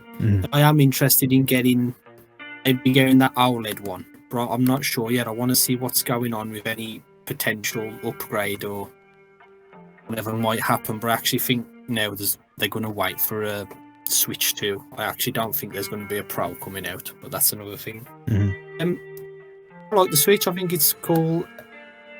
There's not a lot of Nintendo's all about their IP. They prove time and time again that IP sells, exclusives sell. You just gotta look at Nintendo, how well their stuff do. It's always just Mario and Donkey Kong for me. Like I mentioned, I don't know if I mentioned it on here before. So much of what I associate with Nintendo and what I love about them was actually like third-party games on the N64. They don't even own, like Snowball Kids and those old wrestling games and Killer Instinct and all that stuff. That's what I associate with Nintendo. So I feel like sometimes I've got this false expectation when I watch one of their shows, without realising that they don't even own any of that stuff anymore, so that's not going to exist. And like Banjo-Kazooie, even though it's on there now, isn't it, on the online thing? That's really cool. I'll definitely play that. But no, I do like them. Just they're like the Mario Donkey Kong machine for me. They really are, and I don't mean that in like a bad way. They have some cool stuff, and I do plan on getting one at some point. I think I'm more focused on finding a Series X first. On my current tastes, but second, like the new Mario's announced and stuff, I'm definitely intrigued. But I am very interested in that Kirby game. I don't know if I'll just get it highly Switch and play it there rather than buy a whole new console, you know what I mean, for one game. Sure, yeah. But no, I've always liked them. I think I love how they just don't care, or it seems like they don't care when it comes to competition. They do their own thing. Really behind on some stuff, especially when it comes to like social stuff and online, but when it comes to just the games, they just focus on quality IP, the exclusives, and I've always respected them for that. How they always off in the corner to me, but they do amazing. Like they're constantly selling. The Switch has just passed 100 million. It's insane. Like the weakest machine, all these fanboys are always talking about power and all this. Nintendo have got this like the weakest console and it's selling insane. It don't really matter as long as you've got the IP. Like the fan base that just loves that stuff. But yeah, I've always loved them and I respect them. It's gone down a little bit just because of my taste nowadays. Because just they don't have a lot for me. But I am always intrigued. I always check out what they're doing. I think if a lot of those games that are also on the PlayStation, you know, all that indie stuff that's on the Switch, a lot of that stuff is also on PlayStation, which is why I don't think I drift as much towards the Switch. I'm a huge fan of indie games and like that old school stuff, so I think if a lot of it was just exclusive to Switch, I'd be definitely more interested there. And that's one of the main reasons I'm not really interested right now, is because I have that stuff on PlayStation, except for like a couple games. Yeah, I am interested in checking out like what they're going to do, if they're going to do an upgrade, like a Switch Pro, basically, or if they're just going to wait out another like few years and then do a Switch 2, which I think that should be their. Definitely think that's what they should focus on. I think it should be a sequel to the Switch. I think would be their smartest move instead of making this random other new thing. Because I think the Switch is just it's not slowing down. No. Look, they've got Breath of the Wild 2 coming out. There's the rumoured Donkey Kong game. There's obviously an inevitable next Mario. They'll just keep selling, and they've got all this Mario Kart DLC, which will do insanely well. I think that's the best-selling game on the Switch, isn't it? Mario Kart 8. Yes. Yep. Like, was it almost 50 million copies? Oh yeah, it's ridiculous. I just heard that Horizon Zero Dawn, the first Horizon game, it's just past 20 million, which is insane. And then you look at Mario Kart, and that's almost at 50. It's nuts. But no, there's always a bit of nostalgia for Nintendo with me. I wish they kind of had some of that old IP that I associate with them still. It is what it is, like stuff like Banjo and Killer Instinct, that's all over at Xbox, and Xbox seemed to have forgot about it, but that's another topic. See if Nintendo can buy Rare back. Imagine. That would be. I would love that. Rare they're doing that Sea of Thieves, aren't they? Which has definitely turned around. I think it's had a bit of a No Man's Sky.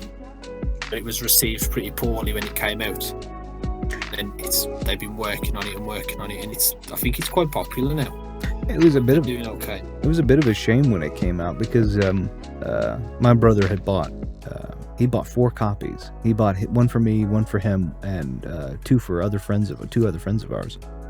And we played the heck out of it, and we had a ton of fun. Like it was a really so. I mean, it's more robust now, but like we had a ton of fun before the Megalodon came out. I still have. I haven't put it up. I may put it up some point on the channel. But we have footage from 2017 or 18, whenever it launched. We have footage from that where we were just playing around and just enjoying the heck out of it. So it's yeah. But I'd love to see Nintendo take Rare back. But I don't think Microsoft is gonna release them. I don't think they'll. Maybe they will. Have a weird relationship though, don't they? Xbox and Nintendo, because they allow for things like Banjo and what was the other thing? Cuphead, Ori. Yeah. All these games are also. I mean, Cuphead's on PlayStation 2, but stuff like Ori and Banjo being on the online stuff, it's really like a pick and choose kind of relationship there.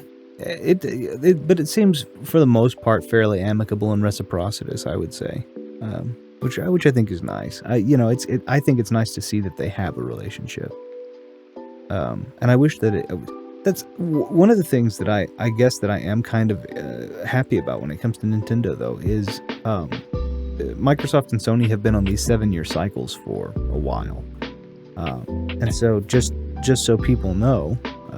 If you came into my local area, I was working in the gaming industry in the early 2010s, and I told people I wasn't working for Microsoft, but I told people when the Xbox One came out, I said next console's coming out 2020.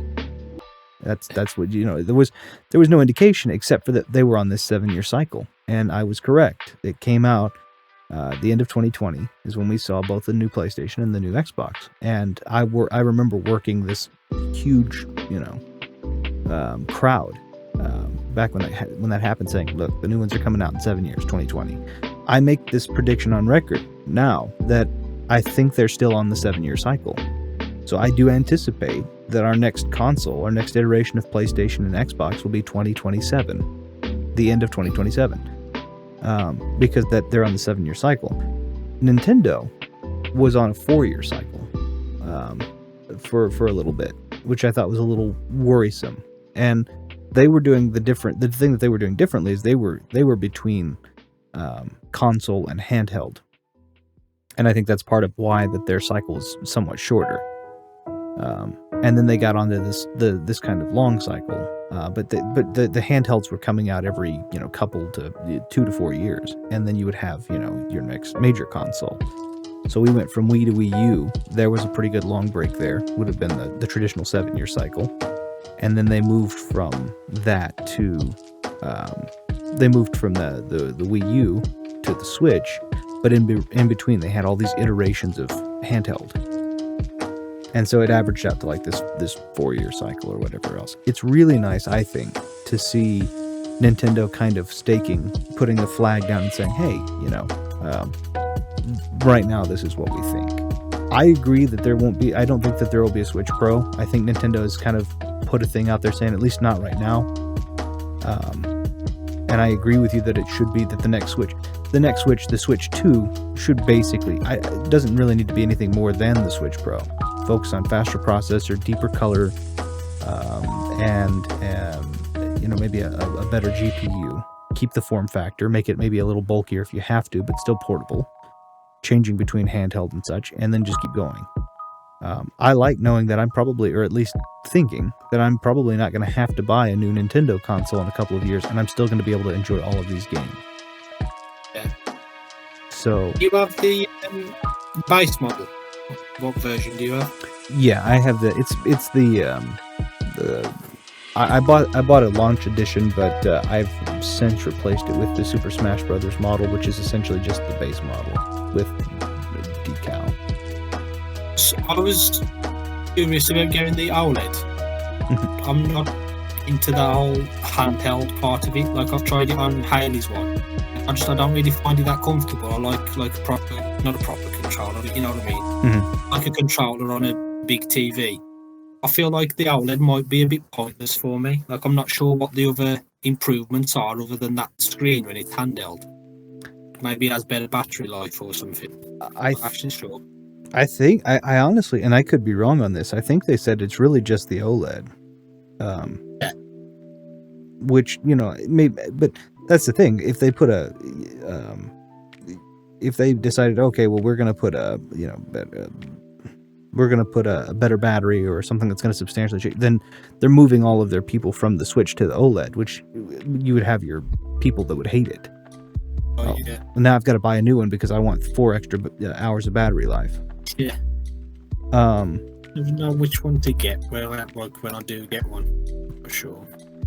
But yeah, as far as I'm aware, it doesn't, like, there's not any sort of performance boost. It's just going to have it's the same in terms of like performance and stuff. I think it's mainly just the screen. Mm-hmm. It's like focused on that handheld part of it, isn't it? Which I feel like if you like playing on a TV, it's kind of pointless getting that Switch, really. Well, and the thing that I was all, this is just me, but the thing that I would be more focused on is I would want them to work on Joy-Cons that don't drift. Like, yeah. I don't care. Like, if the image I'm getting isn't just in the color black isn't crushed to X amount, you know, that doesn't really make a huge difference. I'm fine with that. But like, I can't play it if my thumbstick keeps drifting to the left. That was a huge issue, wasn't it, with those controllers? Still is, I think. Yeah, well, it is, and at the very beginning they were replacing them or they were repairing them, but now they're not. And they had this was where I was a little disappointed in Nintendo. Is there was a guy, there was I'm sure there were several, but there was one guy that I followed in particular who would take them and he would rework them so that they couldn't drift, or at least that they wouldn't drift for a lot longer period of time, because you had this like plastic frame and he was replacing them with, you know, aluminum. And so it wasn't drifting as much. But any which way, they stopped him from doing that. And I'm like, hey, like, I get it. If you're offering the service and you're paying for, you know, repair or whatever, that's fine. But if you're saying, no, we're going to stop you because we want you to go buy our, another $80 Joy-Con pair. No, let this guy charge people $20 to put aluminum framing in there for parts and labor. And like, you get over yourselves. I think I don't know. I think they've since lightened up on that, but even still, don't make stuff like they used to either, like all companies. No, well, I mean, have you? Oh, flimsy. You can. I have you've seen on my channel. I play a lot of Nest and SNES. A a lot of the controllers that I use are the original controllers from the NES controller is the NES controller that came in the 1985 box set when it was purchased. The SNES controller, same thing, came in that 1991 box set. Like I'm still using, for the most part, not all the time, but mostly my original controllers from the 80s and 90s. So, but yeah, I agree with you. I think they should focus on a Switch Model 2. That Switch Model 2, if it wants to do a different display, that's fine. I think it should focus on slightly better GPU. I think it should focus on slightly better CPU. If they have to change the form factor slightly, I think that's okay too. But honestly, if they don't do anything, if they're like, look, this is going to be the Switch for the next 10 years, they still have the handheld market cornered. We have no Microsoft handheld. We have no PlayStation handheld since the Vita. And cell phones, in my opinion, in the East, I understand that they're a bigger deal there, but here I don't think they're going to catch on as the dominant game console for a while. What could they call it? The next Switch? The Nintendo Swap. Nintendo Swap. Switch Swap. The Super Nintendo Switch, just call it that. That would be cool. The Super Nintendo. I like that. I like that a lot, actually. The Nintendo Game Switch. Just go through all of their old iteration of console, but add. Call it GameCube 2 and don't explain anything, even though it's like the Switch. Doesn't matter. But it's purple. Call it GameCube 2 and it's a sphere, and they're like, here you go. Tiny discs. You can put it in again. I still stand by it. I like gaming going to cartridge. I think that was a good move for them. I still like it. You know what drives me insane though? When you open the Switch cases and there's just that tiny bit of cartridge and all that space. It just seems like such a waste. There was I can't remember there was one game though that Mega Man I think did it. I was like, okay, I'm a little okay. They had the when you bought the Mega Man Legacy Collection, the spot above the cartridge, they gave some goodies. I think it was like some stickers and like a microfiber cloth with Mega Man imprint, and then on the left hand side were your DLC codes. And I also stand by, a lot of people are, don't do it because it'll kill trees, and they don't realize that at least over here we have farms that are trees grown exclusively for the purpose of making paper. It's not like we're deforesting areas to do it. Bring back paper manuals. Be amazing. We talked about this briefly, but you get a fighting game. I want to see what that character. Yeah, I used to love it, man. I used to love that stuff. Looking at all the characters, I was obsessed. Same. Yeah, I want to know their blood type. Tell me.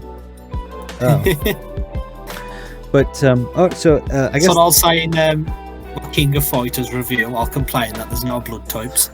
It's not in the game. That'll be one of the negatives.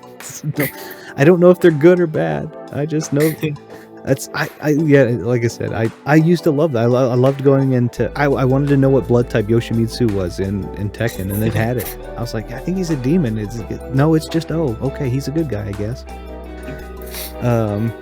But yeah, so that was my thing. I guess we'll go ahead and get to our last topic here, just because I think we've done a pretty decent job of covering Nintendo. It's refreshing to get to speak about Nintendo. I think kind of operating status quo, considering these other two companies, great though they are, just making these massive purchases left and right. It's kind of nice to have Nintendo be like, we're just going to kind of do what we've been doing. To me, that's refreshing. That's what I love about them. They just do their own thing. They don't seem like bothered, but they clearly know what's going on with Sony and Microsoft. It's obvious, but they don't seem like they care when it comes to actually focusing on their product and stuff. They just do their own thing, even if it's technically a weaker machine. It doesn't matter. Well, I think that I will say this. I think that when you have something that is a weaker console like that, you have to focus more on the quality of the game. Because you can't. I can't hyper-texture this guy's clothes so that they look like someone actually sewed them, but I can make sure that you're having so much fun you don't care. Yeah. And I think that they do a pretty darn good job of that. Honestly, I really do. I do. Real quick, I do think the older I get, the more I might drift towards the Nintendo. Just with all the news that's coming out about all these consoles, and then you just got Nintendo in the corner that just care about making some fun games. That's their focus. So I just love the focus on just fun, and is the gameplay good? That's what matters. I can look at God of War and be like, oh, that looks nice, and I love God of War. Like, the appeal of visuals goes away really fast for me, and then I'm like, okay, is the game good? Is what I've always been. Not that every Nintendo game looks bad. I think a lot of them actually look really good. But I do prefer like a unique art style over realism. Just hold up better over time. Well, and I don't say it because, I mean, we have the segment at the beginning of each episode where we talk about what games we're playing, and that's, you know, obviously to kind of give you a sense of what mindset we're in, as well as to introduce the audience to potentially to games that they've not played that may be worth their time. But I usually try to come up with, you know, games that are prevalent and different and such. But you know, I can say with full just disclosure, every week I am playing one of the old Castlevanias, or a Chrono Trigger, or even a Bloodstained Circle of the Moon. None of these games are particularly impressive in their graphical prowess, especially when you compare it to now. Back then, you know, maybe, but now, like, I mean, back then it was a big deal that Trevor could shake hands with Grant or Sypha. But nowadays, like, we have a whole anime on it, and it's well done, and we have these games where it's just, you know, I'm always playing those games. So even that's my thing, is I'm showing the games that I am playing, because I don't every week want to say, oh, I've also been playing this same game that I've been playing over and over, just because I don't. It's just because those games are not graphically impressive, but I have so much fun. I keep going back to them day after day, week after week. So, but I'll go ahead and I'll segue us over. I don't think there's a clever way to do it. To our final topic for this particular one, which is, have we ever had a drastic opinion pertaining to a game? So a change of opinion, rather. You know, have we had a game that we played and we liked, and then we've revisited it and it's just, oh wow, this is garbage? Or have we ever had one vice versa, that we started off and we're like, this is utter garbage, and we came back and we're like, hey, this is not bad? Do you have a game that comes to mind that works like that for you, or that has been like that for you? Been trying to think. I don't think there's one as drastic as I went from absolutely loving it to hating it, or vice versa. One that keeps popping up as I read it is Overwatch. So Okay. I used to like that quite a bit when it first came out. I played the betas, and like, I put a lot of time into that, like quite a few hours. That really enjoyed like the base game. That when it was just that few characters, you know, the base roster, and over time I really can't stand that game now, and I just feel like it's so toxic, and just the people that played. And my girlfriend's like one, I'm not even lying, she's like really toxic in that game, and she gets like really angry and shit, and I'm like, that game's just ridiculous. It like fucking ruins people. And it's just how many characters they added, and this is my worry about games that just go on and on, especially with characters. It happens in some fighting games too. They just kind of lose ideas, and they don't know what to add. They just keep putting these characters in that just break the game more and more, and they like combat other characters' special moves, and then that character's pointless, and it's just, it keeps going and going, and it goes for too long. And I feel like that happened with Overwatch, where like there's just too many characters now, where it's just a mess. And like almost every, because I sometimes still give it a try with my with Hayley, because I'm a nice boyfriend, so I play it for her, even though I don't like it much. Sure. And it's just frustrating. Like, it's so toxic, and like I'll turn the chat off and everything. Like, she'll sit there arguing with people, and I'm like, what are you doing? Just play the game. And it's just, it's like the toxicness of those type of games. It's more so that genre of those games that continue to go on is what I've had an opinion change of. But Overwatch is the one that comes to mind, because I did used to enjoy it quite a bit when people didn't know it as well, and weren't like really try hard with each character and complaining at someone because they're not playing a certain character in the team. And it's like, just pick who you want to play. Like, what's this game become where you have to pick a certain character to like win? Or it's like every match is the same. You just all run up to one another and then just start shooting shields for 20 minutes. the payload slowly moves forward. Yeah. I've never had such a because I genuinely liked it. I played it a lot. It become a game where I was like, I can't play it anymore, and it's like it's breaking itself with each new character. Yeah. And not to get off topic about just the style of game, but I feel like they focus too much on characters in games like this, and they have to keep adding characters.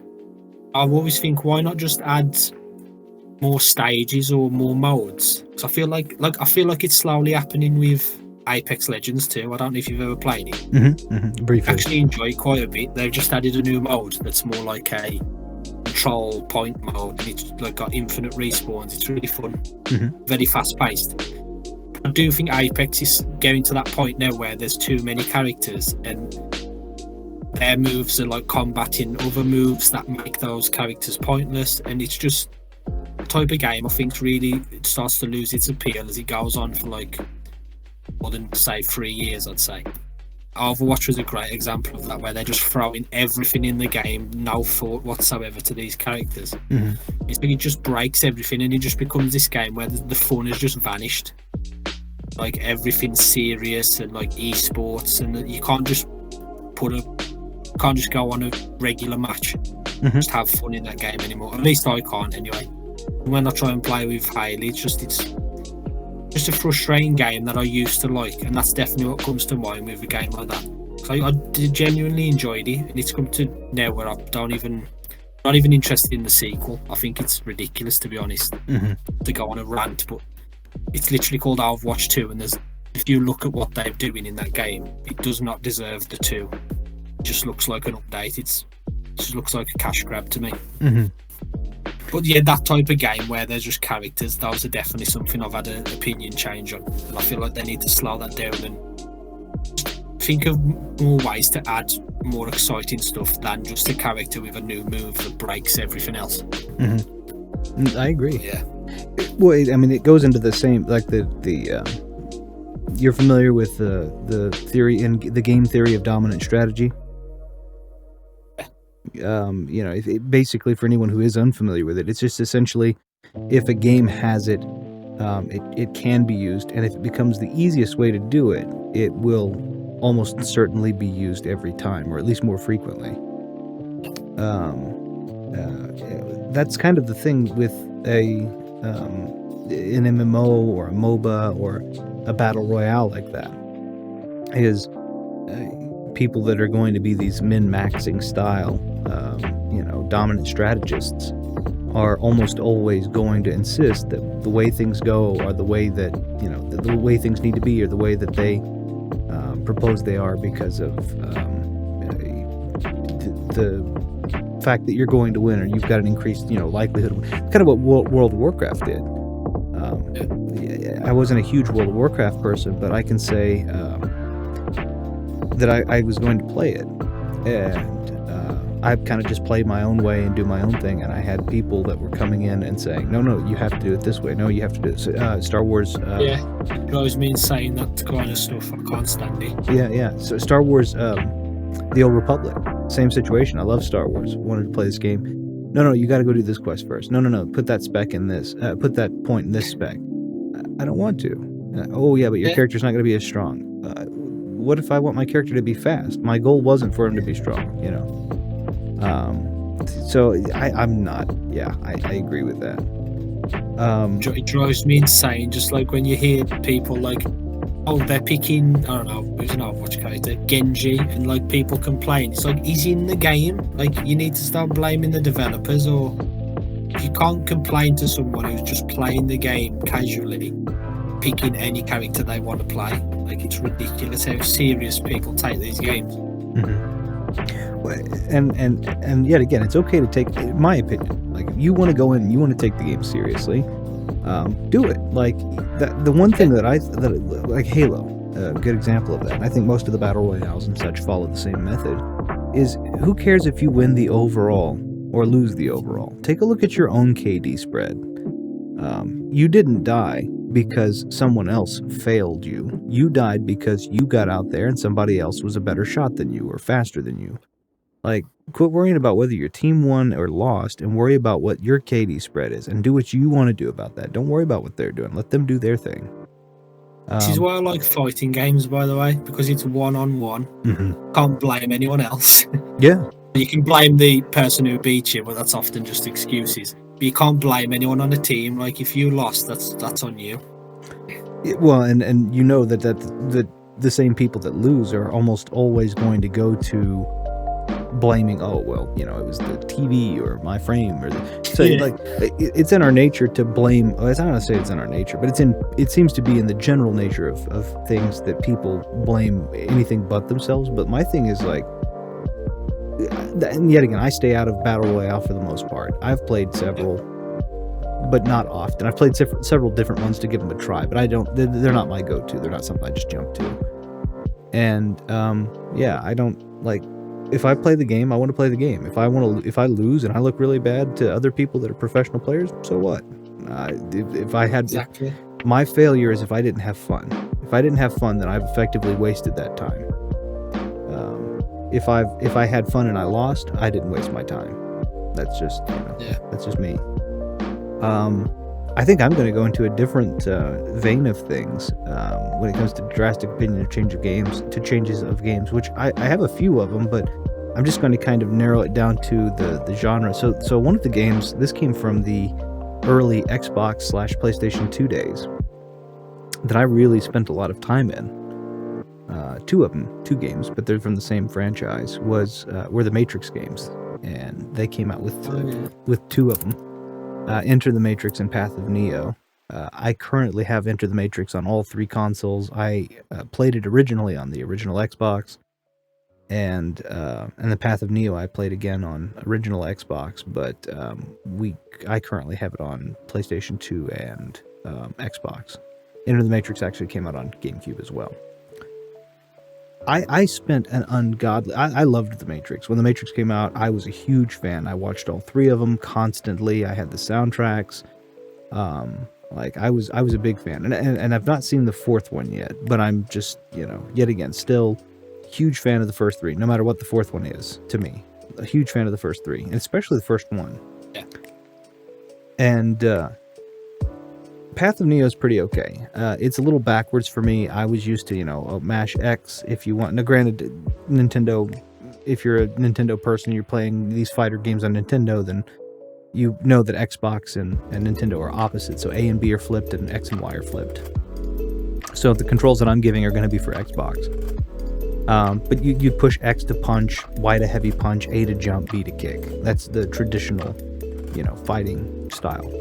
And they kind of flipped that around on me with Neo, Path of Neo, where Y was the down. It's like, okay, I'm not a huge fan of this. And the camera seemed a little flowy for my taste. But Into the Matrix, I spent a ton of time in. And I played both the Ghost and Niobe story. I played Ghost more often just because it was easier for me to jump into him as a proxy character. This awesome sniper, long-range weapon specialist was just kind of the proxy I wanted to be.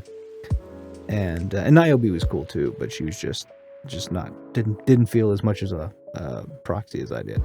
I did the hacking mode where you unlock all these, like the versus mode, and you unlock all these different games. There's such a cool password system. It plays like a pseudo MS-DOS hacking interface. It's really, really cool. But yeah, I played the heck out of that game, thinking it was just awesome, doing these awesome... You can slow down time. There was this bullet time mechanic to it that was great.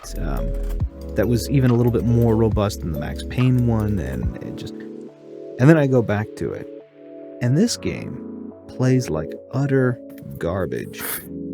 It is... I love the game. I loved the game. I played the heck out of it. I guess at that time that was just what I had that was the best, and I don't hate the game, but it does play like garbage. Firstly, I didn't know at that time, but you're basically on tank controls. Your left thumbstick is everything. And I hadn't, I guess, realized that I was on tank controls back then. Either that or I adapted really quickly. But I go back and play. You're on this tank controls, and it requires... There's platforming in it that's required. And there's a specific part where there's like this almost Batman Arkham City-esque like gas on the first floor, you've got to stay above on the vents and the catwalks and so on and so forth. And they're just these pieces that require so much precision, and the controls are not suited at all for precision. They are tanky and rough and tough, do I still love the concept of the game and the story and the cutscenes and all that good stuff? Sure, yeah, it's the Matrix and it's really cool. That game plays like garbage. It is so completely drastic, like a change of opinion. Because no position you could have. Like the game was, I would make sure that I was justifying it. Oh no, you're just not used to it. Now I'm going back and I'm like, no, this is objectively indefensible. But that's just me overstating. It's so rough. It's so rough. I'm gonna try and do another playthrough with it. I may do one even on the channel so that people can see my real-time reaction. I was giving myself some time to like not mess with it again. But my opinion when I was messing with it, when I was playing it, is absolutely that it is just one of the worst controlling games I've ever played. It's crazy, man, because that's a game that I still class as like being really fun, but I haven't gone back to it like you did. I've still got that memory of when I was younger, which was like your first memory. So I'm really interested to see if I would like think the same now. I used to love that game, and I haven't played it in years. Yeah, I'm really curious now to see what it's like. And yet again, concept of it and the story and I remember I didn't get that far in this last playthrough, which has been a little bit, when I say a little bit, it's a couple of months, right? I've gone to it fairly recently, but I'm giving myself time to kind of forget. I remember that it's bad from like 2 or 3 months ago, but I don't quite remember the feeling at the moment. Like my hands I just remember that it was tank. I don't know if that makes any sense. Yeah, I know what you mean. But yeah, when I was first playing it, it first launched, I went out and I bought a copy, and I was so happy. I was like, all right, this is gonna be cool. No big deal. I played it and I loved it, and then now I went back not too long ago and I'm like, oh my goodness, how in the world did I ever make this work? And I still quite like the original Xbox controller. I like the Duke controller and I like the Slim. I've tried it on both, and it is just not good on either. But yeah, I don't think it's backwards compatible. I thought maybe if I tried it on the GameCube, it would be a little bit better. The PlayStation 2, while I enjoy it, has my least favorite of the controllers because my thumbs are decently long, and I knock myself off the thumbsticks. So I usually try it on ones that are asymmetrical. And I couldn't defend the C nub on the GameCube because this does require the camera kind of whips in a weird way. So I had the Xbox is, I think, the best place to play it in my personal opinion. Of course, if you grew up and enjoy PlayStation, you try it there. But the control scheme, either which way, it's just so rough.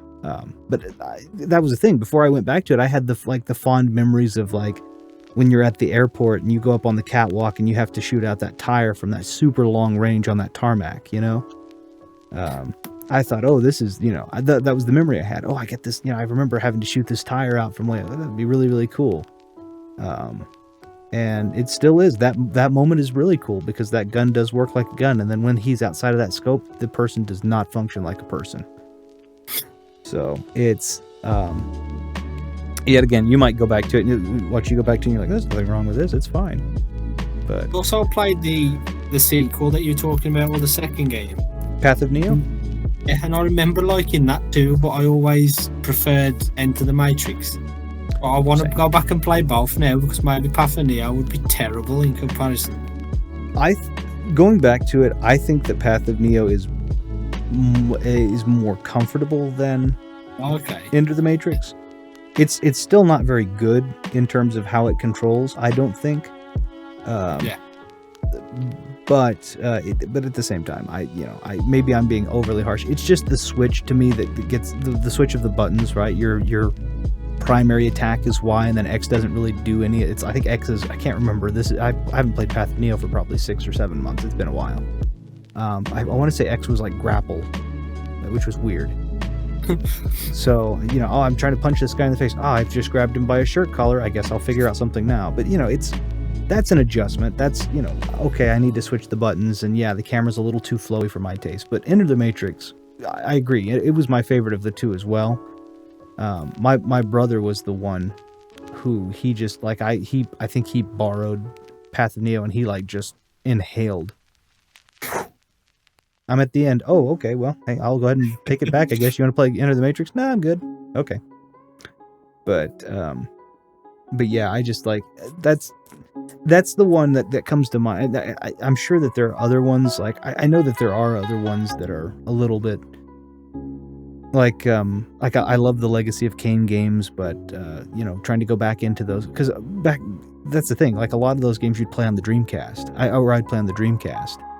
And Enter the Matrix I didn't play on the Dreamcast. It wasn't made for that. But Legacy of Kain, Dreamcast only had one thumbstick, so your controls are all tank again. And it wasn't really until we got two thumbsticks and learned how to use two thumbsticks, and then so. But if I go back and play Legacy of Kain, same situation. I'm this game requires too much precision for tank controls. Resident Evil can get away with it because you don't have to be uber precise, but it's just I'm worried about that with Banjo-Kazooie and going back and playing that. I don't think it would be bad or anything, but it's been so long since I've played that game, and it's one of my favourites. It's my favourite N64 game. I actually like it more than Mario 64. Mm-hmm. I haven't played it in so long. There's a little part of me that's worried if it's going to be bad, and then I'll be so disappointed. I don't think it'd be bad. It's just the way it controls. Do you want me to just let that experience to you, or do you want me to let you? Because I actually played it fairly recently. No, you can talk about it if you want, real quick. Sure. Yeah. I think they made it better. Honestly. On what, the Switch? I have not played the Switch version. But I'm assuming they did it on that rare replay too, didn't they? Mm-hmm. It's on there, I think. Oh, okay. And it's separately downloadable as a part of the backwards compatible collection that they had. Banjo-Kazooie was on the 360, and then they brought it to the Xbox One as well. Need to get an Xbox. So I don't imagine that they would. Me personally, I don't see them as backtracking. I see them as giving Nintendo the same port that they took to the Xbox, because Switch can handle it no problem. Graphically, I don't mean to plug, but I did play it on my channel, so if you want to see the graphics, it's all there. But I remember playing the original one, and obviously the Nintendo 64 controller is not a bad controller, but by today's standard would be a really unusual controller, very wonky. But I remember having to use the C buttons to snap the camera into position. So you had up C button, which would zoom in, and down C button would zoom out, and then you had left and right C, which would rotate in these increments. And then if you wanted the camera to follow you while you were doing something, you could also hold, I don't know how many people know about this, but you could hold the right bumper on the Nintendo 64, and the camera would snap to behind, which was brilliant for the time. But they turned the C buttons into the right thumbstick, and instead of it being snapping to predetermined areas, they actually just made it a free flow camera. So it just moves like a normal camera would. And then same situation, if you want to hold the trigger behind yourself, or the bumper behind yourself, camera will still snap to back if you want to, but you don't really need to, because the camera's now this free-flowing camera, so you can just move it like you would any other camera. I love Banjo. It's also my favorite game for the 64. I think they did a great job of keeping it relevant. Check it out at some point. Yeah. It's Xbox or Switch. I think the rare replay. I highly recommend if you do end up getting your Xbox Series X, I highly recommend you get the rare replay. It's Killer Instinct on that too. A couple of them are Killer Instinct and Gold.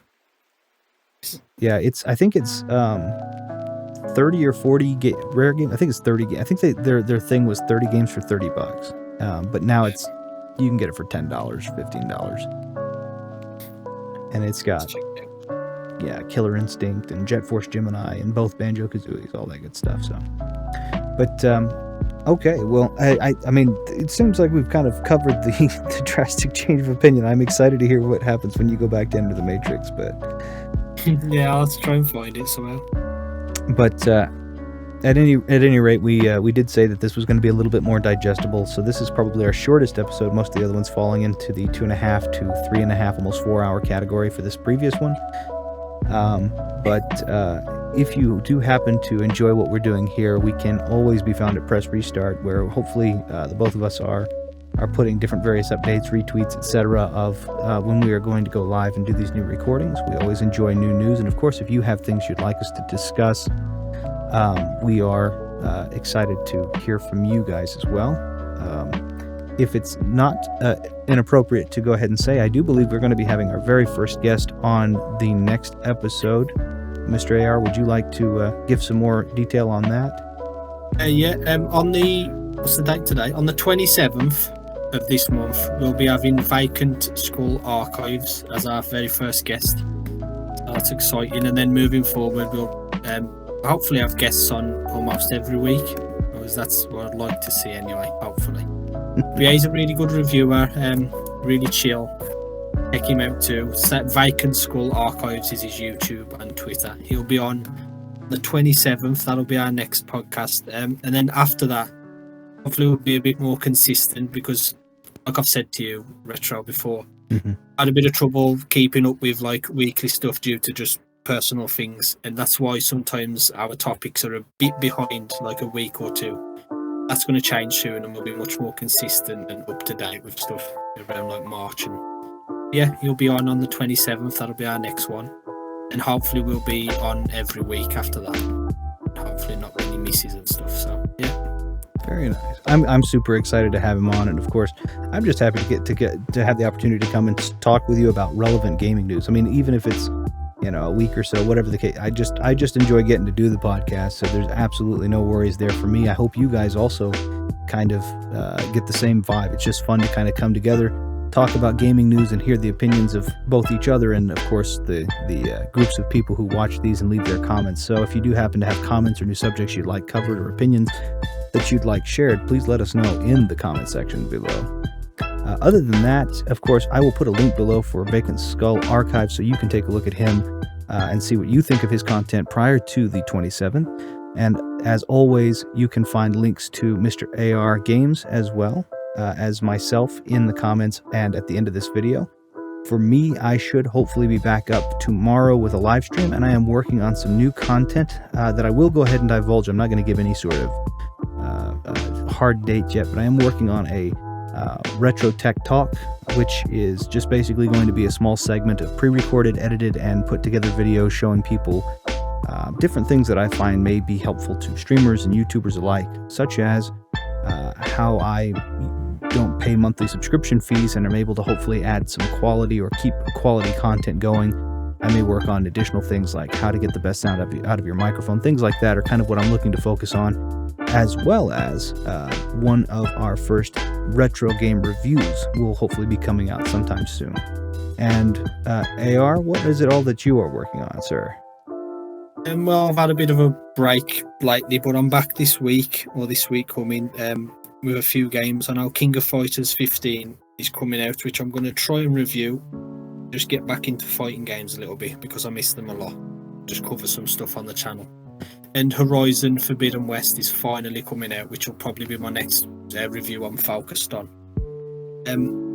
See, it's just going to be reviews really on my channel moving forward, a lot of that stuff. So I'm going to focus on being more consistent with that. Got Elden Ring 2 a week later, so it's going to be those reviews hopefully in the next few weeks. Very nice. I'm excited to see what you have is coming down the pipe as well. That's going to be fantastic. So, like I said, if you do happen to want to check us all out, I'll have links to our channels down below, as well as there are buttons at the end, title, credit, which will take you to our channels, to our channel's latest videos or most prominent videos. And we hope to hopefully hear from you here. Other than that, I think this is probably the appropriate place to call it. We hope you all have a wonderful week, and we will see you guys on Press Restart next time.